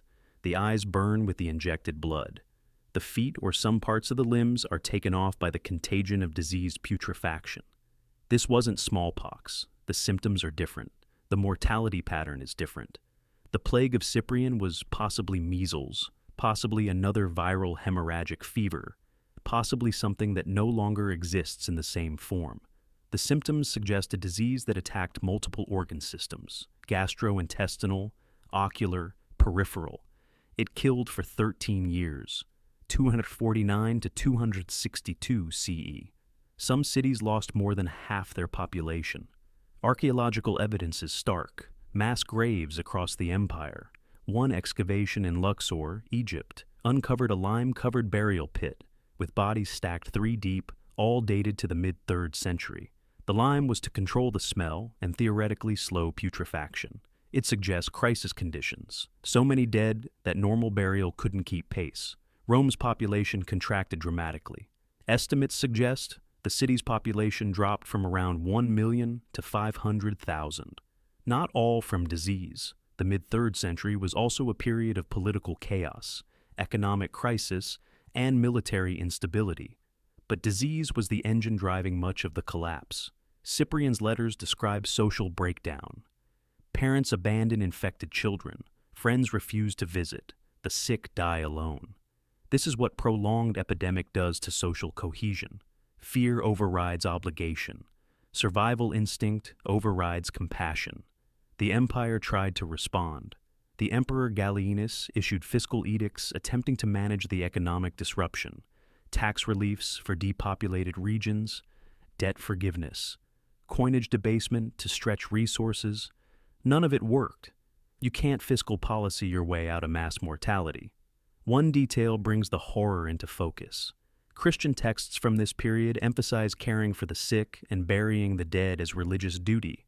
Christians gained converts during the plague of Cyprian, partly because they were willing to do what pagan Romans increasingly wouldn't: enter sick houses, tend the dying, handle corpses.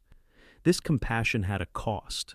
Christian bishops and priests died at higher rates than the general population, including Cyprian himself, though he technically died from martyrdom rather than plague. But the pattern held. Those who engaged with the sick died.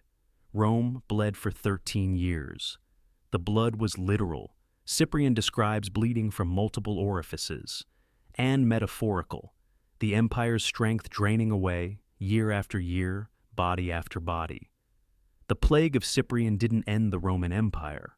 That took another 2 centuries of compound crises. But it was a major blow. Another demographic catastrophe less than a century after the Antonine Plague meant Rome never fully recovered its population or economic base.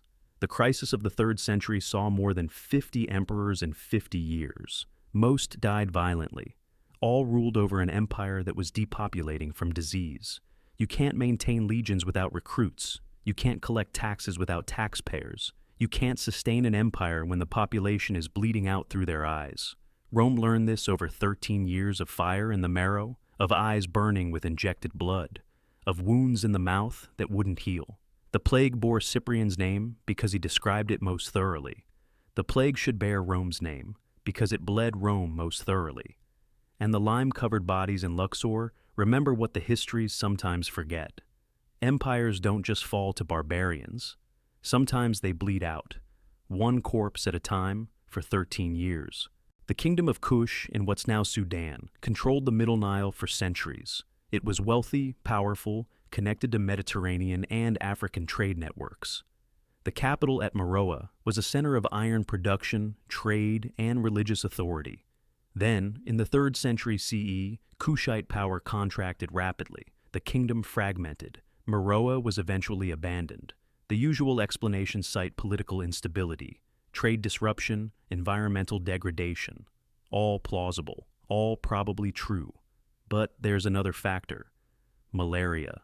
Modern DNA analysis of mummified remains from Kushite cemeteries has detected Plasmodium falciparum, the deadliest malaria parasite. And not just isolated cases, endemic presence across multiple time periods, with a spike in the 3rd century CE. The Nile River Valley ecology was perfect for mosquito breeding. Floodplains, irrigation channels, standing water. The same water systems that enabled agriculture also enabled malaria transmission. Skeletal analysis of Kushite remains shows markers of chronic malarial infection. Porotic hyperostosis, skull thickening from chronic anemia. Growth disruption in juveniles. High infant mortality. This was a population under sustained pathogen pressure. The hypothesis: falciparum malaria became hyperendemic in the Middle Nile region during the 3rd century, possibly due to climate shifts that increased mosquito habitat, possibly due to trade-introduced strains, possibly both. The demographic impact would have been severe. Malaria doesn't just kill, it weakens. Chronic infection causes anemia, cognitive impairment, pregnancy complications, reduced work capacity. A population chronically infected with malaria can't sustain complex civilization. The labor force is weakened. Infant survival drops. Military capacity degrades. One detail from Kushite archaeological sites: later occupation layers show less architectural sophistication. Buildings are smaller, less carefully constructed. Material culture simplifies. This suggests not just political decline, but reduced societal capacity. The people who built Meroe's pyramids, who smelted iron, who maintained trade with Rome and India, were suffering from endemic disease that made maintaining that complexity increasingly difficult. The river giveth and taketh breath. The Nile provided everything: water, transport, fertile soil, fish. It also provided the breeding grounds for Anopheles mosquitoes. Kushite civilization had thrived for 1,000 years. Then the disease burden became unsustainable, and the kingdom contracted. Meroe was abandoned by the 4th century CE. The population dispersed. The pyramids remained, monuments to a civilization that malaria helped destroy. This is slower collapse than plague, but collapse nonetheless, not sudden mortality, but chronic attrition. Generation after generation of children dying before age 5. Adults weakened, dying in their 30s and 40s. Each generation slightly less capable of maintaining the infrastructure, until the infrastructure fails, until the cities are abandoned, until the kingdom fragments, and the mosquitoes keep breeding in the Nile floodplain. The river didn't stop giving life, but it was also taking breath, one infected bite at a time. The pyramids at Meroe stand in the desert, empty. The civilization that built them couldn't withstand the sustained pressure of endemic malaria. The monuments remain, the builders are dust, and the Anopheles mosquitoes still breed in the Nile Valley. This is the smoking gun, the first pandemic in human history, where we have confirmed pathogen identification: Yersinia pestis, bubonic plague, the same bacterium that caused the Black Death 8 centuries later. The Justinianic plague hit the Byzantine Empire in 541 CE and returned in waves for the next 2 centuries. The first wave, from 541-549, was catastrophic. Procopius, the Byzantine historian, was in Constantinople when the plague arrived. His description is famous and horrifying. At first the deaths were few, then they increased rapidly. At the peak, 10,000 were dying each day in Constantinople alone. The living could scarcely bury the dead. Bodies were thrown into the sea, cast into towers, left in the streets. 10,000 a day. In a city of maybe 500,000. Do the math. If sustained, that's complete depopulation in less than 2 months. It wasn't sustained, of course. Plague burns through susceptible populations and then recedes. But the mortality was extraordinary. Modern archaeology has confirmed what Procopius described. Excavations at Byzantine cemeteries show mass burial pits from 541-549, and DNA analysis of teeth from those burials has identified Yersinia pestis. Genome sequencing shows this was an ancient strain, ancestral to the strains that caused later pandemics. This was plague at the dawn of its greatest success as a human pathogen. The bacterial evidence settles debates that lasted centuries. The Justinianic plague was definitely bubonic plague, the first recorded pandemic. The human cost was empire-wide. Egypt, Syria, Anatolia, Greece, Italy, the Balkans. Plague moved along trade routes and military supply lines, hitting urban centers hardest. The economic impact was devastating. Byzantine tax records show massive revenue shortfalls. Labor shortages disrupted agriculture, manufacturing, trade. Justinian's imperial ambitions, he was trying to reconquer the Western Roman Empire, became impossible to sustain. You can't maintain military campaigns when plague is killing your soldiers and taxpayers. One detail captures the chaos. Justinian implemented price controls on burial services because undertakers were price gouging. In the midst of mass mortality, economic opportunism. Another. Accounts describe the stench of Constantinople, bodies decaying in buildings, in streets, in the harbor. The smell was so pervasive that people soaked cloth in wine or perfume to cover their faces. Attempts at quarantine, medieval style, attempts at sanitation, all insufficient. The plague receded after a few years, only to return in waves for the next 2 centuries. Each wave smaller than the first, but still deadly, still disruptive. Globalization 1.0, microbial surcharge. The Byzantine Empire was connected, trade routes to China, India, Arabia, Africa, Europe. Those connections made it wealthy. they also made it vulnerable. When plague emerged somewhere in Central Asia or Africa, the geographic origin is still debated. It found trade, routes that led everywhere, including Constantinople. The city that controlled the crossroads of Europe and Asia became the plague's crossroads. Justinian survived the plague. He personally contracted it, but recovered. His empire didn't. The demographic and economic blows were permanent. The reconquest of the West stalled. The Islamic conquests that came a century later faced a Byzantine empire weakened by recurrent plague. One pandemic didn't destroy Byzantium. The empire lasted another 900 years, but it changed the trajectory. The empire that might have restored Roman dominance became the empire struggling to survive. And it started with rats and fleas and bacteria, with Yersinia pestis finding, for the first time, a globalized human population. The genome is preserved in Byzantine teeth. The pattern is preserved in collapsed imperial ambitions. And the first pandemic announced what was possible: global reach, recurrent waves, civilization-scale impact. The rat fleas didn't care about empire. The bacteria didn't care about Justinian's ambitions. Plague just needed density, trade, and susceptible humans. Byzantine civilization provided all three. The Himyarite kingdom controlled much of Yemen and southwestern Arabia in the 6th century CE. They were wealthy from Indian Ocean trade, powerful enough to interact diplomatically with Persia and Byzantium, religiously significant as practitioners of an indigenous Arabian monotheism, later converting to Judaism and Christianity. Then the inscriptions changed tone. Himyarite inscriptions from the early 6th century describe the year of famine and the year when many fell from the breath sickness. The sequence is telling: famine first, then respiratory disease. The famine was likely linked to climate disruption. The 6th century CE saw significant volcanic activity globally, evidence from ice cores, leading to what's sometimes called the Late Antique Little Ice Age. Cooler temperatures, disrupted monsoons, failed crops. Yemen's agriculture depended on monsoon rains. When those failed, the whole system collapsed.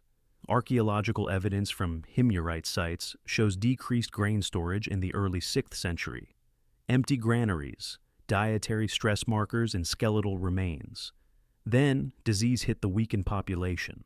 The inscriptions describe symptoms: fever, coughing, weakness. The phrasing breath sickness suggests respiratory illness, possibly pneumonia, possibly influenza, possibly something compounded by malnutrition. Starved populations have no immune resilience. A disease that might be survivable for well-nourished people becomes lethal when the population is already weakened by famine. One inscription from a Himyarite official records the dedication of a building: "In the year when my 4 sons died of the breath sickness after the hungry time." 4 sons, 1 family, the personal scale of catastrophe. Caravan records from this period, preserved indirectly through Byzantine and Persian sources, describe disruption to Arabian trade routes. Caravans not arriving, goods not flowing. The usual explanation is warfare. The 6th century saw conflict between Himyarite kingdoms, Ethiopian intervention, Persian expansion.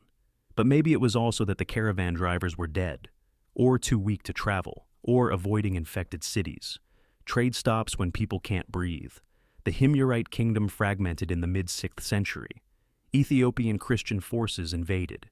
Later, Persia took control. The indigenous Arabian power was erased. The collapse was political, but it was enabled by demographic crisis. Famine and disease had weakened the kingdom, made it vulnerable, made resistance impossible. When bread ends, lungs follow. The Himyarite inscriptions record this progression with brutal clarity. First famine, then the breath sickness, then silence. By the 7th century, when Islam emerged from Arabia, the Himyarite kingdom was memory. The inscriptions were forgotten. The language went extinct. But the pattern they recorded, climate shock, famine, disease, collapse, that pattern persisted. And in the empty granaries and abandoned caravan stops of 6th century Yemen, you can read what happens when the monsoons fail and then the lungs fail. The trade stops, the kingdoms fall, the inscriptions end mid-sentence, because nobody was left to finish them. The Sasanian Empire, Rome's great rival in the east, was at its peak in the late 6th century, control from Iraq to Afghanistan. sophisticated administration, Zoroastrian culture at its zenith. Then plague came to the court.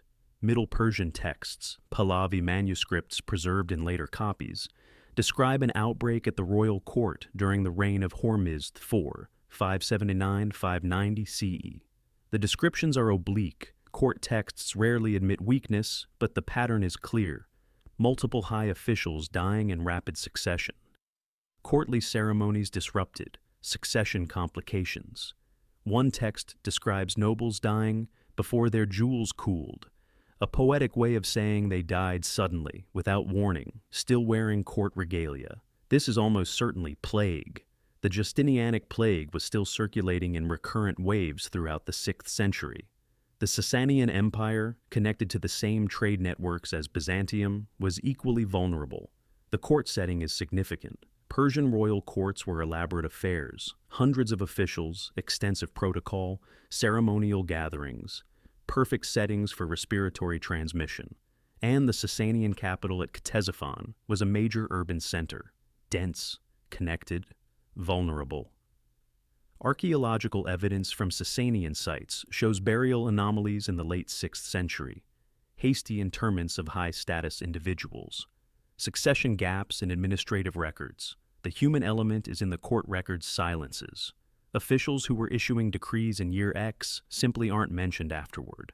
Families that held hereditary positions suddenly replaced by different families. Gaps that suggest mortality rather than political purge. One fascinating detail, the Sasanian royal treasury records show unusual expenditures for purification ceremonies and increased funding for fire temples, centers of Zoroastrian worship. This suggests the regime was trying to combat the outbreak through religious means. Zoroastrian ritual emphasized fire's purifying properties. The logic was that fire cleanses impurity, and disease was seen as impurity. So, more fire rituals. It didn't work. Ritual can't outpace plague. The Sasanian Empire survived this outbreak, but weakened. The late 6th and early 7th centuries saw increasing instability, wars with Byzantium, internal succession struggles, economic strain. When the Islamic conquests came in the 630s, 650s CE, the Sasanian Empire collapsed with shocking speed. A centuries-old power, gone in a generation.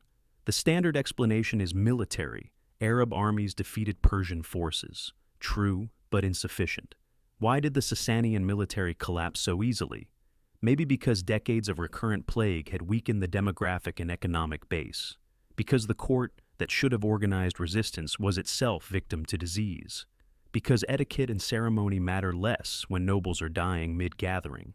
Etiquette can't outbreathe plague. The Sasanian court learned this. Jewels can't protect you. Court rank can't protect you. Fire rituals can't protect you. When plague comes to court, everyone bows. The Sasanian Empire ended in 651 CE with the death of the last emperor. The court that once rivaled Rome dispersed. The fire temples were converted or destroyed. And the Middle Persian texts preserve the memory. Nobles dying before their jewels cooled. Still wearing the markers of power. Still subject to bacteria. Still dead. Armenia in the 7th century was caught between empires, Byzantium to the west, Sasanian Persia to the south and east. The Armenian highlands were agriculturally productive, strategically important, culturally distinct. Then the chronicles describe fields tilled by no hands. Armenian historical texts, particularly the history attributed to Sabios, describe a period in the early mid-7th century when disease devastated rural populations. The descriptions are understated but revealing. A pestilence came upon the land. Many villages were emptied. The harvest rotted in the fields. The harvest rotted because there was nobody to gather it. The villages were emptied by death or flight, probably both. The timing coincides with the final Byzantine-Sasanian War, 602-628 CE, and the early Islamic conquests, 630s-640s CE. Armenia was a battleground, repeatedly invaded, garrisoned, requisitioned. Warfare creates disease conditions. Armies bring pathogens. Requisitioning creates malnutrition. Displaced populations cluster in unsanitary conditions. All the ingredients for epidemic. The specific disease is unclear from the textual descriptions. Possibly plague, the Justinianic plague, was still recurring. Possibly typhus, which thrives in war zones. Possibly multiple diseases compounding. Archaeological surveys of medieval Armenian settlements show abandonment patterns clustering in the 7th century. Farmsteads simply deserted, tools left where they lay. No evidence of violence, just absence. People left, or died. The farms went silent. One detail from Armenian chronicles: descriptions of monasteries becoming refugees for orphans. Not unusual in wartime, except the numbers overwhelm the monastery's capacity. Lists of children who lost families to the fever. The demographic impact cascaded: rural depopulation, agricultural collapse, famine following disease, then disease following famine. Sabios describes the period as the time of great dying, which is not a technical term, but it doesn't need to be. Everyone knew what it meant. The Armenian church records show gaps: bishops dying, succession problems, monasteries closing temporarily due to mortality. The social fabric was tearing. When the Islamic armies arrived in the 640s, Armenian resistance was fragmented and weak. Not because Armenians lacked courage or military tradition, they had both, but because the population had been devastated by disease and warfare. You can't field armies when the fields have no one to till them. You can't resist invasion when the villages are empty. The Arab chroniclers noted how easily Armenia fell. They attributed it to divine favor. Maybe they were conquering a population already conquered by epidemic. The harvest dies before the seed. This is what prolonged crisis looks like. War weakens the population. Disease kills the weakened. Famine kills the survivors. The cycle repeats until there's nobody left to plant.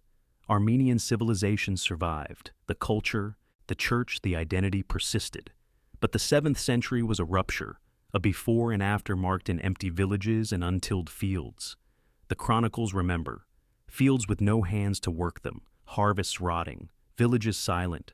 The Armenian highlands are beautiful, fertile when worked, but in the 7th century they became a graveyard, and the hands that should have tilled them were still, forever.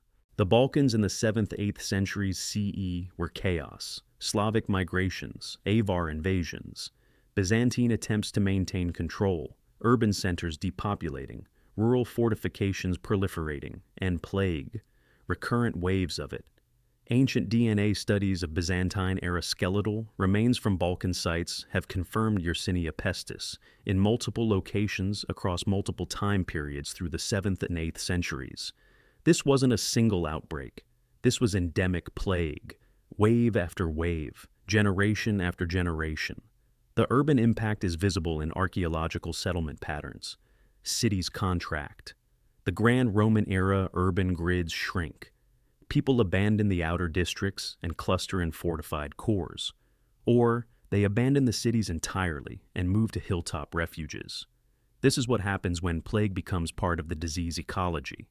Urban living becomes too dangerous. The calculation shifts.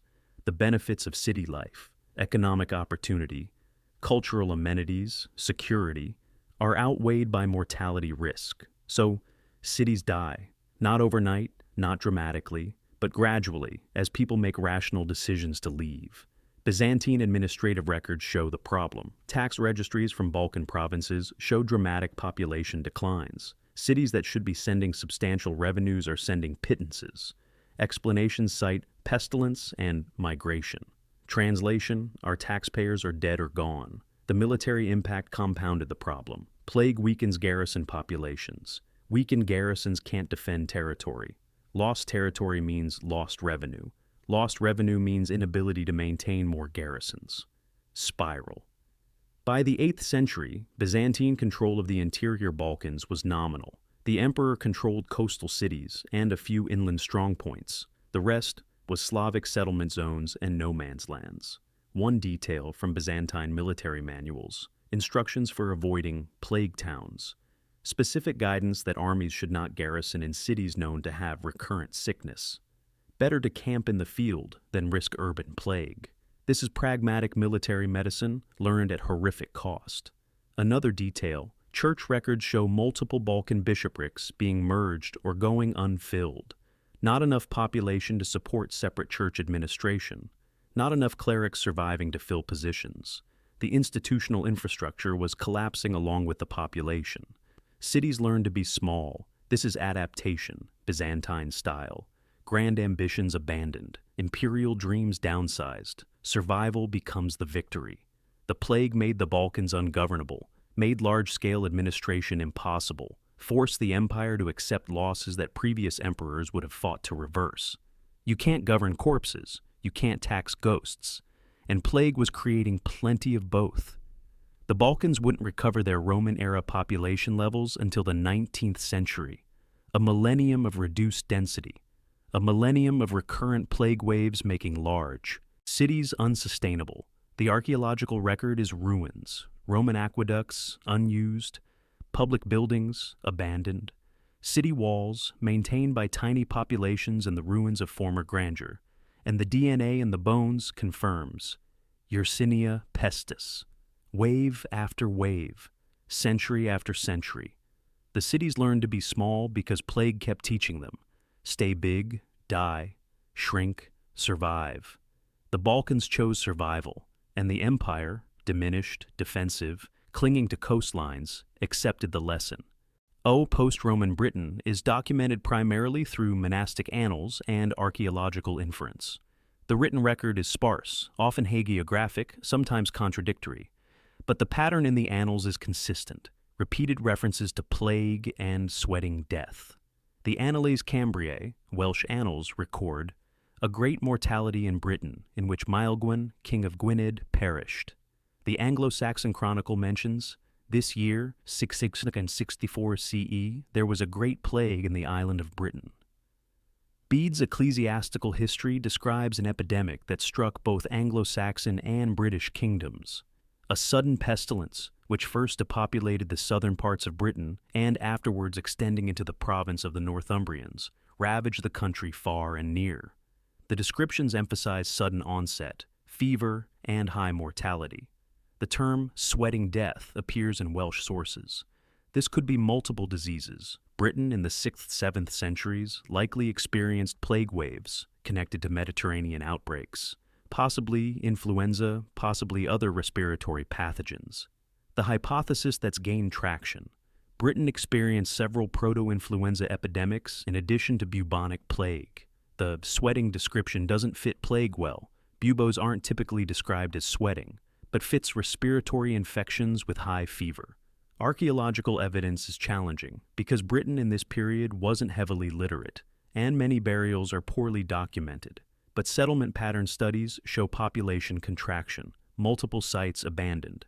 Cemetery evidence shows mortality spikes in the 6th and 7th centuries. One specific example, excavations at a monastic site in Wessex revealed a mass burial pit containing 16 individuals, all young adult males, monastic community, all buried simultaneously, dated to the late 7th century. No signs of violence, just sudden death of an entire community. The monastic focus in the annals isn't just because monks kept the records. Monasteries were disease hotspots, communal living, shared facilities, frequent travel by monks between houses, perfect transmission environments. When a sweating death hit a monastery, it could wipe out the entire community in weeks. Cold islands, hot fevers. Britain's climate was no protection. Isolation was no protection. The Irish Sea and English Channel didn't stop pathogens. Ships carried them. The cultural impact is visible in the literature that survived. Anglo-Saxon and Welsh poetry from this period is obsessed with transience, loss, the impermanence of earthly glory. Where are the great warriors? Where are the noble halls? Usually read as mourning post-Roman collapse, but maybe also mourning plague. When entire communities disappear to disease, when kingdoms lose their rulers to fever, when monasteries go silent, that shapes cultural consciousness. The literature of early medieval Britain is plague literature, whether it admits it or not. The sweating death killed kings, monks, warriors. The annals record the famous deaths, the kings and bishops, but imply thousands more. A great mortality ravaged the country far and near. Many perished. The early medieval understatement hides catastrophe. Britain learned what the Mediterranean already knew. Islands aren't isolated. Colonies become disease hotspots, and fever doesn't care how cold the climate is. The sweating death came and went, multiple times, for centuries. Britain survived, diminished, changed. The Anglo-Saxon kingdoms that emerged from this period were shaped by absence, missing populations, collapsed kingdoms, abandoned territories. The cold islands learned they weren't immune. The hot fevers taught them. The Sogdians were the merchants of the Silk Road, an Iranian people based in Central Asia, modern Uzbekistan. They controlled the trade routes between China and the West. Sogdian merchant colonies existed from Constantinople to Chang'an. They were wealthy, cosmopolitan, indispensable to the trade networks that connected Eurasia. Then the letters stop. The Sogdian ancient letters, discovered in an abandoned watchtower on the edge of the Taklamakan Desert, preserve correspondence from Sogdian merchants in China back to their families in Central Asia. They date to the early 4th century and later periods. Letters from the 8th century, found in other caches, describe something the merchants called the blotched death. The descriptions are brief. These are business letters, not medical texts, but consistent. Fever, skin blotches, rapid mortality. This could be plague, could be typhus, could be another fever entirely. The Silk Road connected disease ecologies from 3 continents. What's clear is that merchant communities were hit hard. Multiple letters reference partners dying, caravans not arriving, trade disruptions. One letter, dated to roughly 750 CE. Our brothers in Kashgar all perished of the blotched fever. The jade was left unclaimed. Jade left unclaimed, cargo sitting because the merchants were dead. Archaeological evidence from Silk Road oasis towns shows mortality anomalies in the 8th century. Hasty burials, abandoned merchant compounds, caches of coins and trade goods buried and never retrieved. The Sogdian merchant network depended on trust and kinship. Extended families controlled trade routes over thousands of miles. When disease hit one node, it affected the whole network, and disease hit multiple nodes. The letters describe outbreaks in Samarkand, Bukhara, Kashgar, Dunhuang, a network-wide crisis. The impact on trade was immediate. Chinese sources describe disruption to Western trade in the mid-8th century. Fewer caravans arriving, luxury goods becoming scarce. Part of this was the An Lushan Rebellion, 755-763 CE, which devastated China. But part was disease killing the merchants who moved goods. Profit schedules the funeral. The Sogdians built their prosperity on mobility, on traveling the Silk Road, establishing colonies, maintaining contacts across vast distances. That same mobility made them vulnerable. Disease in one location could spread along the routes. Merchant caravans became vectors. The Sogdian commercial dominance ended in the 8th and 9th centuries. Multiple factors: the An Lushan Rebellion, the Arab conquests, shifting trade routes. But demographic loss from disease was part of the equation. When your merchant network depends on specific families with specific knowledge and relationships, losing those people to fever is catastrophic. You can't easily replace specialized knowledge, can't rebuild trust networks overnight. The jade sits unclaimed, the letters stop, the merchant colonies in China are absorbed into local populations or disappear entirely. By the 10th century, Sogdian as a living language was nearly extinct. The merchant culture that had dominated the Silk Road for centuries was gone. Disease didn't cause all of that, but it was part of the cascade. The blotched death was one of many blows that ended Sogdian dominance. The Silk Road continued. Other merchants took over the routes. Trade persisted. But the Sogdians, the original masters of the road, were gone. And in an abandoned watchtower on the desert's edge, their letters remain. Describing jade left unclaimed, brothers dead in Kashgar, the blotched fever that moved along the routes they had built. The road gave them wealth. The road gave them plague. The calculation turned negative, and the letters stop. Arab historical chronicles describe 688 CE as the year of ashes. The name comes from descriptions of darkened skies, poor visibility, failed harvests. Modern science has explanations.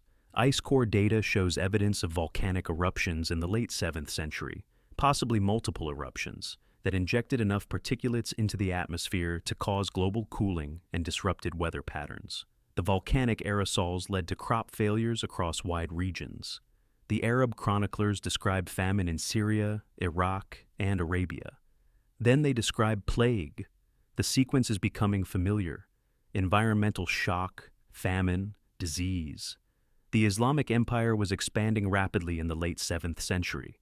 Armies on the move, populations displaced. Grain supplies strained even before the harvest failures. When the skies darkened and crops failed, the whole system became vulnerable. The chroniclers describe fever and pustules, killing many in Damascus and other Syrian cities.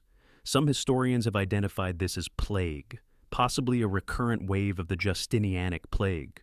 Others suggest typhus or dysentery, compounded by malnutrition. Multiple diseases were likely circulating. When populations are weakened by hunger, opportunistic infections proliferate. The mortality wasn't empire ending. The Umayyad Caliphate continued expanding, but it was significant enough to appear prominently in chronicles, significant enough to be remembered as a year of disaster. One detail, the Caliph Abd al-Malik reportedly canceled military campaigns scheduled for that year due to illness in the army and want in the land.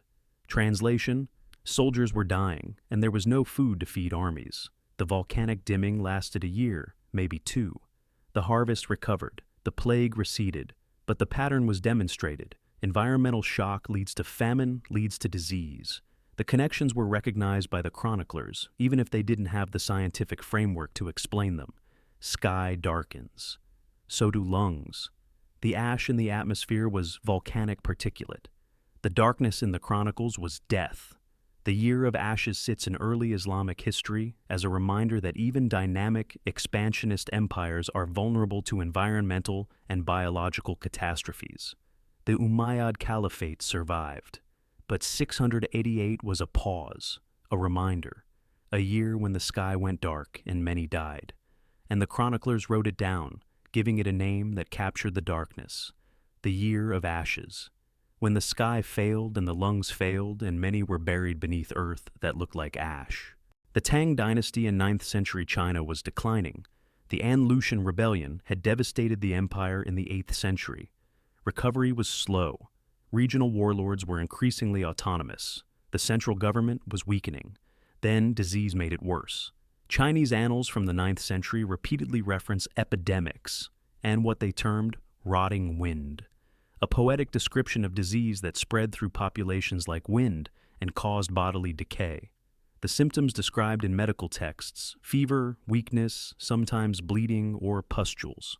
Likely multiple diseases, plague, typhus, dysentery, clustering in populations stressed by warfare and economic disruption. The Tang dynasty kept detailed records. Burial surges are visible in demographic reconstructions. Tax relief orders from the central government reference provinces unable to pay due to great mortality. One specific outbreak in 862 CE reportedly killed many in Chang'an, the capital. The emperor issued orders for emergency grain distribution and tax forgiveness. This helps the survivors, but doesn't address why the mortality happened. The chronicles mention crowding, poor harvests, troop movements, all standard conditions for epidemic spread. Archaeological evidence from Tang-era cemeteries shows mortality peaks in the 9th century, particularly affecting young adults, the demographic that maintains economies and fills armies. The Tang dynasty formally ended in 907 CE. The half-century leading to collapse was marked by rebellions, economic crisis, and recurrent epidemics. Politics argues, pathogens decide. The court could debate policy, warlords could fight for territory, philosophers could write about governance. Meanwhile, the rotting wind moved through provinces, killing taxpayers and soldiers and farmers. Empires run on people. When the people die at scale, empires stop running. The Tang dynasty's collapse was political, but the politics were enabled by demographic crisis. Hard to maintain centralized control when your population is repeatedly devastated by epidemic disease. The rotting wind didn't overthrow the emperor, but it weakened the empire enough that regional warlords could.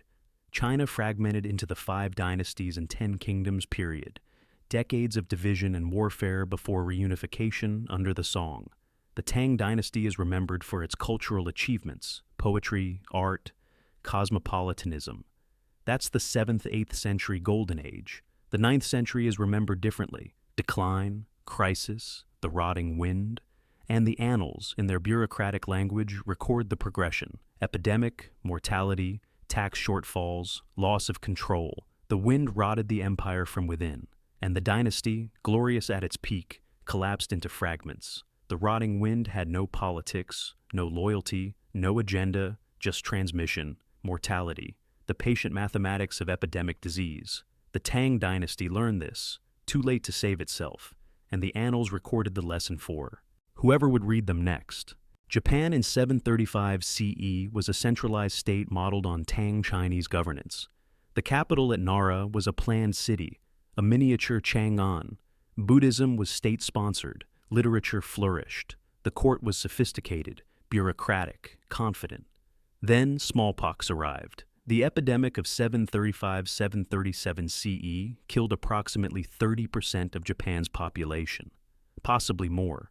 The estimates range from a quarter to a third of the entire country. This is catastrophic mortality, not in a city, not in a region, across the entire nation. The Shoku Nihongi, the official court chronicle, describes the disaster with unusual directness. The epidemic spread throughout the land. Many nobles and commoners died. Offices stood empty. The rice tribute was suspended. Smallpox in a virgin population is merciless. Japan had limited contact with the mainland. The population had never been exposed to variola major. No immunity, no resistance. The virus spread person to person across the islands, leaving devastation in its wake. The archaeological and historical evidence is extensive. Court records show government officials dying in rapid succession. 4 brothers of the powerful Fujiwara family all died within months. These were the men effectively running the government. The succession crisis cascaded. Who should fill these positions? Where do you find replacements when a third of the potential candidates are dead? Buddhist temples record mass deaths among monks. The same communal living that made monasteries centers of learning made them incubators of disease. One detail makes the human cost visceral. Excavations of 8th century sites have found partially completed textiles, abandoned mid-work, robes sewn halfway, documents with ink half-dried, sentences unfinished. The workers died before they could complete their tasks. The state literally blinked and found itself smaller. Between 735 and 737, Japan went from confident expansion to survival mode. The government suspended ambitious projects, abandoned planned reforms, focused on basic continuity. The rice tribute was suspended because there weren't enough farmers to grow it or officials to collect it. This is state-level triage, accepting losses, downsizing ambitions, making do with whoever survived. The epidemic receded. Smallpox burns through susceptible populations and stops when there aren't enough new hosts. Japan recovered, slowly. The population took generations to return to pre-735 levels, but the state never fully recovered the administrative ambition of the early 8th century. The Nara period's confidence gave way to the more decentralized Heian system. Why centralize when centralized means vulnerable? Why concentrate when concentration means death? The smallpox pandemic forced Japan to rethink basic organizational assumptions. The abandoned robes and half-finished documents are still there, in museums, in excavation reports. Physical evidence of the moment when a state blinked, when a third of the population vanished. Between 2 rice harvests, when the court looked around and found empty seats, when ambitious became survival and expansion became endurance, a state blinks and finds itself smaller. Japan in 735-737 learned what that means, and the lesson reshaped Japanese governance for centuries. The robes remained half-sewn, the documents half-written, the seats empty, and the state, smaller, humbler, changed, continued. Because that's what states do. The ones that survive, they adapt, they shrink if needed, they find new people to fill old roles, they blink, and when they open their eyes, they're different. That's the lesson of 735-737, and Japan never forgot. The Tibetan Empire in the 8th-9th centuries was a major power. It controlled vast territories from the Himalayas to Central Asia. It threatened Tang China. It was expanding, confident, militarily formidable. Then Tibetan chronicles describe something they called the Black Breath. The descriptions are fragmentary. Tibetan historical texts from this period are limited, but the pattern is clear: respiratory disease causing suffocation, bleeding from mouth and nose, rapid death. The phrase Black Breath appears in multiple sources, suggesting this was a recognized disease event significant enough to merit a specific name. The symptoms suggest hemorrhagic fever or possibly plague with pneumonic presentation. Black breath could describe blood and respiratory fluids, a symptom of severe pneumonic infection. Tibet's high altitude makes disease dynamics unusual. The thin air, lower oxygen levels, compounds respiratory problems. A disease that might be survivable at sea level becomes lethal at 3,000 plus meters elevation. The Tibetan Plateau is one of the highest inhabited regions on Earth. The capital at Lhasa sits at 3,656 meters. Many settlements are even higher. Respiratory infections in these conditions are catastrophic. Bodies already stressed by chronic hypoxia can't handle additional respiratory compromise. Manuscript evidence from Buddhist monasteries describes mortality events in the 8th–9th centuries. References to many dying of the breath sickness, to monasteries being temporarily abandoned due to mortality. The military impact was severe. Tibetan expansion stalled in the 9th century. The empire fragmented. By the mid-9th century, centralized control had collapsed. Disease wasn't the only factor. There were political crises, assassination of key rulers, religious conflicts. But demographic loss from epidemic disease weakened the state's capacity to respond. You can't field armies when your soldiers can't breathe, can't maintain control over distant territories when your administrative apparatus is dying. The archaeological evidence is sparse. Tibet's climate is harsh on organic preservation, and high-altitude sites are difficult to excavate. But settlement patterns show contraction in the 9th century. Trade routes that had been maintained became less frequented. High-altitude passes that connected regions saw less traffic, as if the population couldn't sustain the networks they had built. Thin air, thick funerals. This is what epidemic looks like at altitude. The baseline health stress is already high. Add infectious disease, and mortality soars. The Tibetan Empire never recovered its 8th century extent. It fragmented into regional kingdoms and remained divided for centuries. The Black Breath didn't cause all of that fragmentation, but it contributed. Weakened the state at critical moments, made maintenance of empire impossible. High-altitude civilization has advantages: defensible positions, control of passes, isolation from lowland. Threats. But it also has vulnerabilities. When the breath goes black, when lungs fail in air that's already thin, survival becomes precarious. The Tibetan chronicles preserve the memory, the Black Breath, the time when many died from suffocation, when the high plateau became a graveyard for those who couldn't draw breath in air that gave too little. The empire fell, the kingdoms fragmented, the passes grew quiet, and the Black Breath became a memory that later generations would read in old manuscripts and wonder, what was it? What killed them? We can guess: hemorrhagic fever, or pneumonic plague, or severe influenza at altitude. But the name captures the reality better than any diagnosis: the Black Breath, the breath that kills. At altitude, where every breath is already precious, where thin air makes thick funerals, and empires, no matter how formidable, still breathe, or fail to. The Maya cities of the Terminal Classic period were architectural marvels: Tikal, Calakmul, Copan, Palenque, massive stone pyramids, elaborate palaces, sophisticated water management systems, dense populations. Then they emptied. The Maya collapse is one of archaeology's great mysteries. Between roughly 800 and 950 CE, the major cities of the southern lowlands were abandoned. Populations dispersed, the writing system was forgotten, the political structure dissolved.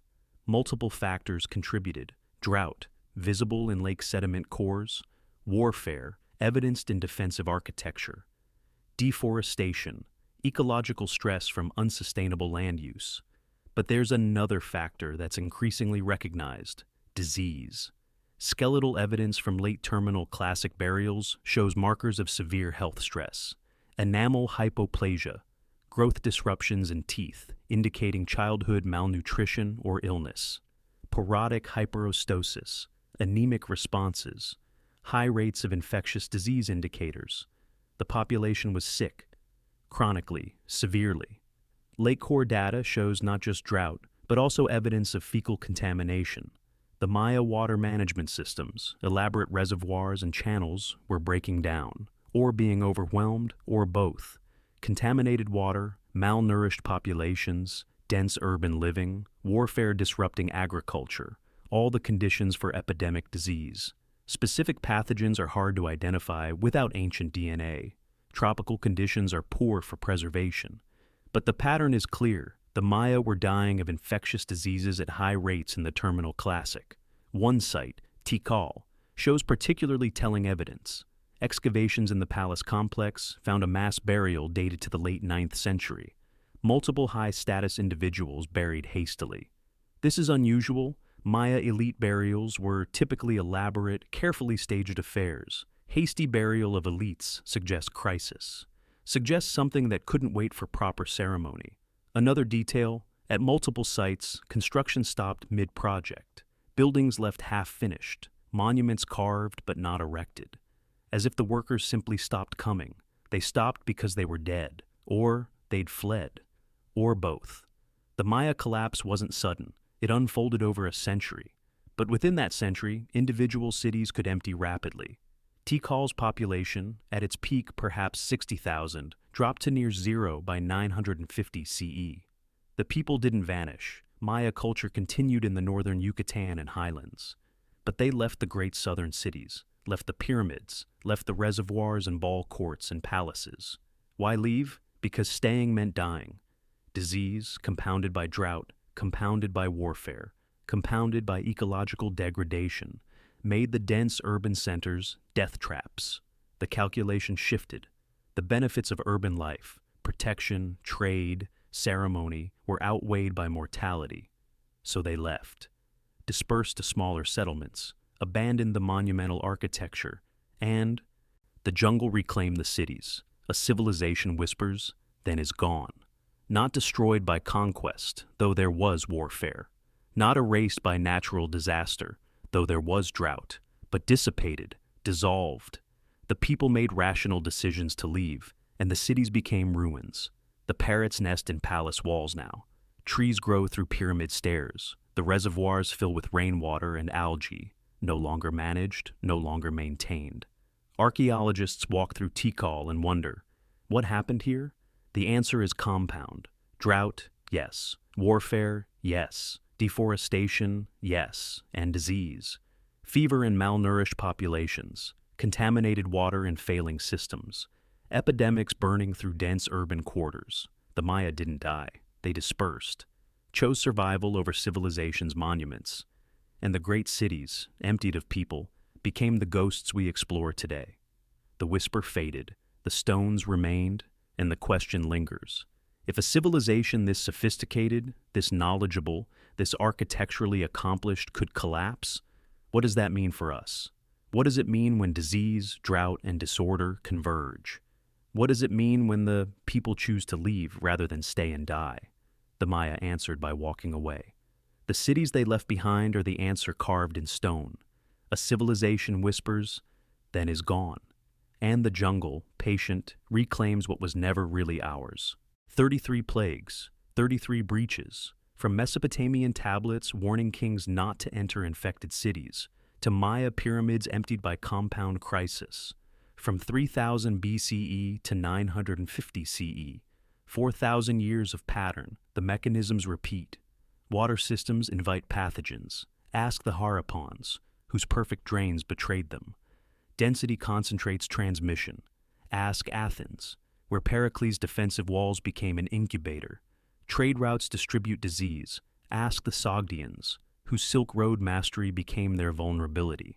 War logistics move pathogens. Ask the Assyrians, whose soldiers fell like reeds.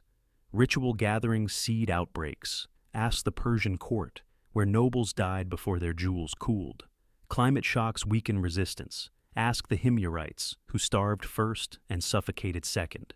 And denial, always denial. The gods are angry, the omens were bad, divine displeasure, anything but confronting the pattern. But the pattern is there. In bones that show childhood anemia from chronic malaria, in mass graves that cluster in narrow time windows, in genomes extracted from Byzantine teeth, confirming Yersinia pestis, in abandoned fields and empty forts and half-sewn robes, in inscriptions that stop mid-sentence because nobody was left to finish them.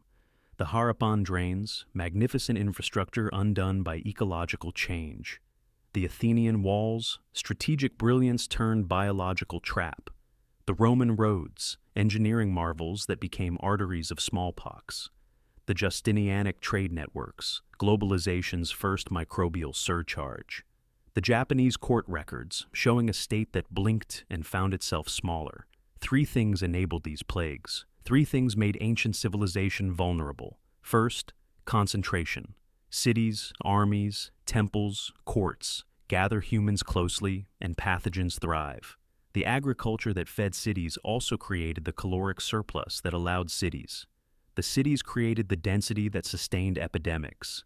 Civilization created its own vulnerability. Second, connection. Trade made cities wealthy. Trade distributed pathogens. War logistics moved armies. War logistics moved disease. Pilgrimage routes honored gods. Pilgrimage routes seeded outbreaks. Every network that connected humans also connected their microbes. Third, collapse of the basics. When drains failed in Harappa, when water contaminated in Athens, when famine preceded fever in Yemen and Armenia and China, when the systems that maintained health, clean water, adequate food, waste management, broke down, disease followed, and we denied it. Every civilization denied it, blamed gods, demons, bad air, moral failure, divine punishment.